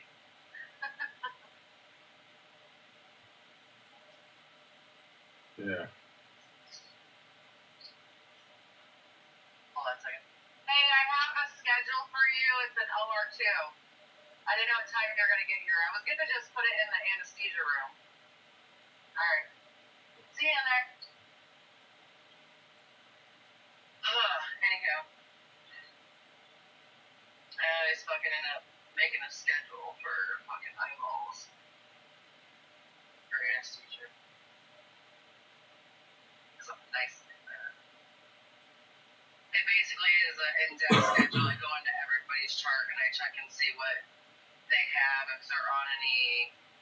He likes my schedule because I'll put if they're on any blood thinners, clopidogrel, or whatever it is, and if they're diabetic, if they're on like a GLP-1, if they have any allergies that they can't have, like the tablet that we give them for sedation. So yeah, he's just getting here. Anyhow, I was just calling to see if that's what I fucking read, because I swear I read somewhere that he put in that fucking 48 hours or whatever for them to open that fucking straight up, but I thought it was to find the missing pilots. And now I'm reading something where Iran's not going to back down unless he agrees to completely stop the war and never attack him again. But both parties would have to be, like, if you fucking, like, agree on that shit, right? Let's say both United States and Iran both agree that neither one will ever attack the other's country, right? What if Iran does end up re-attacking, like, 5 years from now? Isn't that, like, what happens with that? Well, there was already supposed to be one. Trump already fucking said they fucking, like, took away all their fucking nukes last year in June. And then fucking this year he's fucking, oh, no, we're back to war with them. Because Israel fucking wanted to start bombing motherfuckers, dude. So Israel started it with Iran. Yeah, and we fucking joined in that shit. Isn't there something like sacred where if you fucking have like that's considered a treaty, isn't it? Yeah, peace treaty. Bow down, yes, peace treaty. And if somebody fucking fucks up and doesn't abide by the peace treaty, is it just well, we're just going to war or whatever, right? Yeah.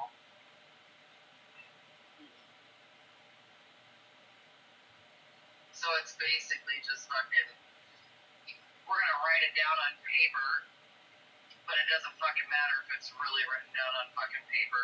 Yeah. Yeah, we've lost all hope. Or all help because fucking Trump treated fucking Europe like absolute shit. Whenever he doesn't even go to fucking those meetings and shit. He doesn't want to be a part of fucking NATO, right? Right, because they all fucking laugh at him, dude. They all fucking laugh. And then he goes to war and he's like, well, Europe won't help us. Well, yeah, because you fucking treated them like shit. And they all fucking hate your guts. And then he wants to act like a baby like Europe won't help us. Well, no shit. Why would they? Yeah, because, like, even though we're still part of NATO, he's already, like, fucking pissed off NATO. Yeah, he's separated us from the entire world, dude. He's a fucking... The only ones he hasn't is the Arabs, which is crazy because fucking they barely like us. Isn't Israel Arab, though, too? I mean... No, they're fucking, I'm pretty sure, like, Roman Catholic fucks, dude. They're all white over there in that fucking area, but the rest of the region's brown. It doesn't even make sense how fucking Israel or... It's over there. Yeah. That's what I've been saying. I'm like, I don't get it, dude. Cause I don't either. I think I think they're plants from the Roman Catholics from like the 1800s stuff. And so Israel has a pope, right? If they're Roman Catholic? No, they're ran by a prime minister. They're like some type of different fucking Jews. They don't have a freaking pope or nothing, but that's the Catholics. All right, well, I'm going to go back in. I took a break. All right. All right, bye. Bye.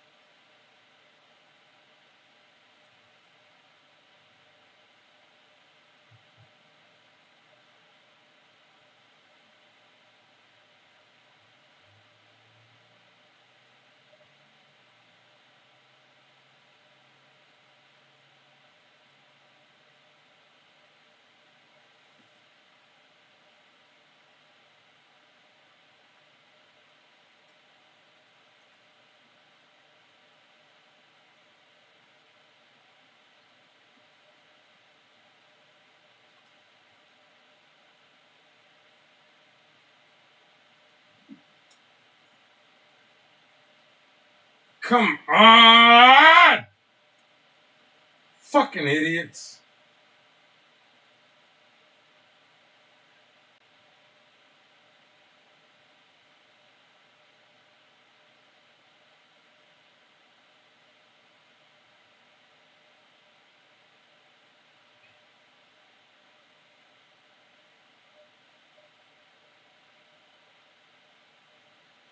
Oh, there, stupid fuck.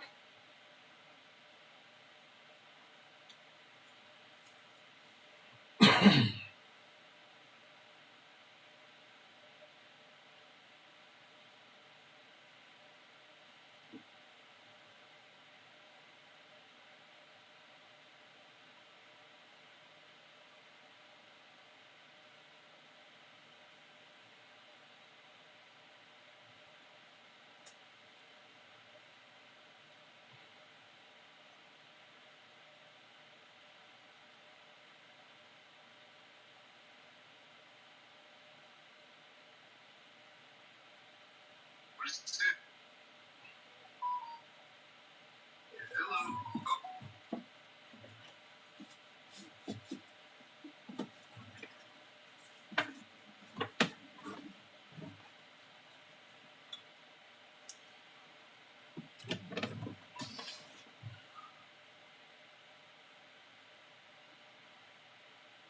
Hello.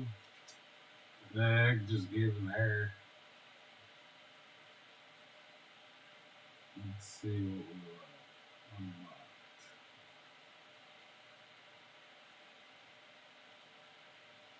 Where's it mine? MK35.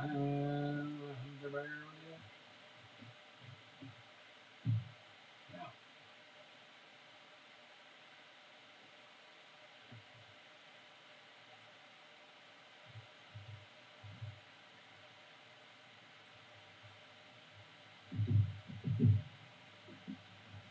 Oh, fuck you.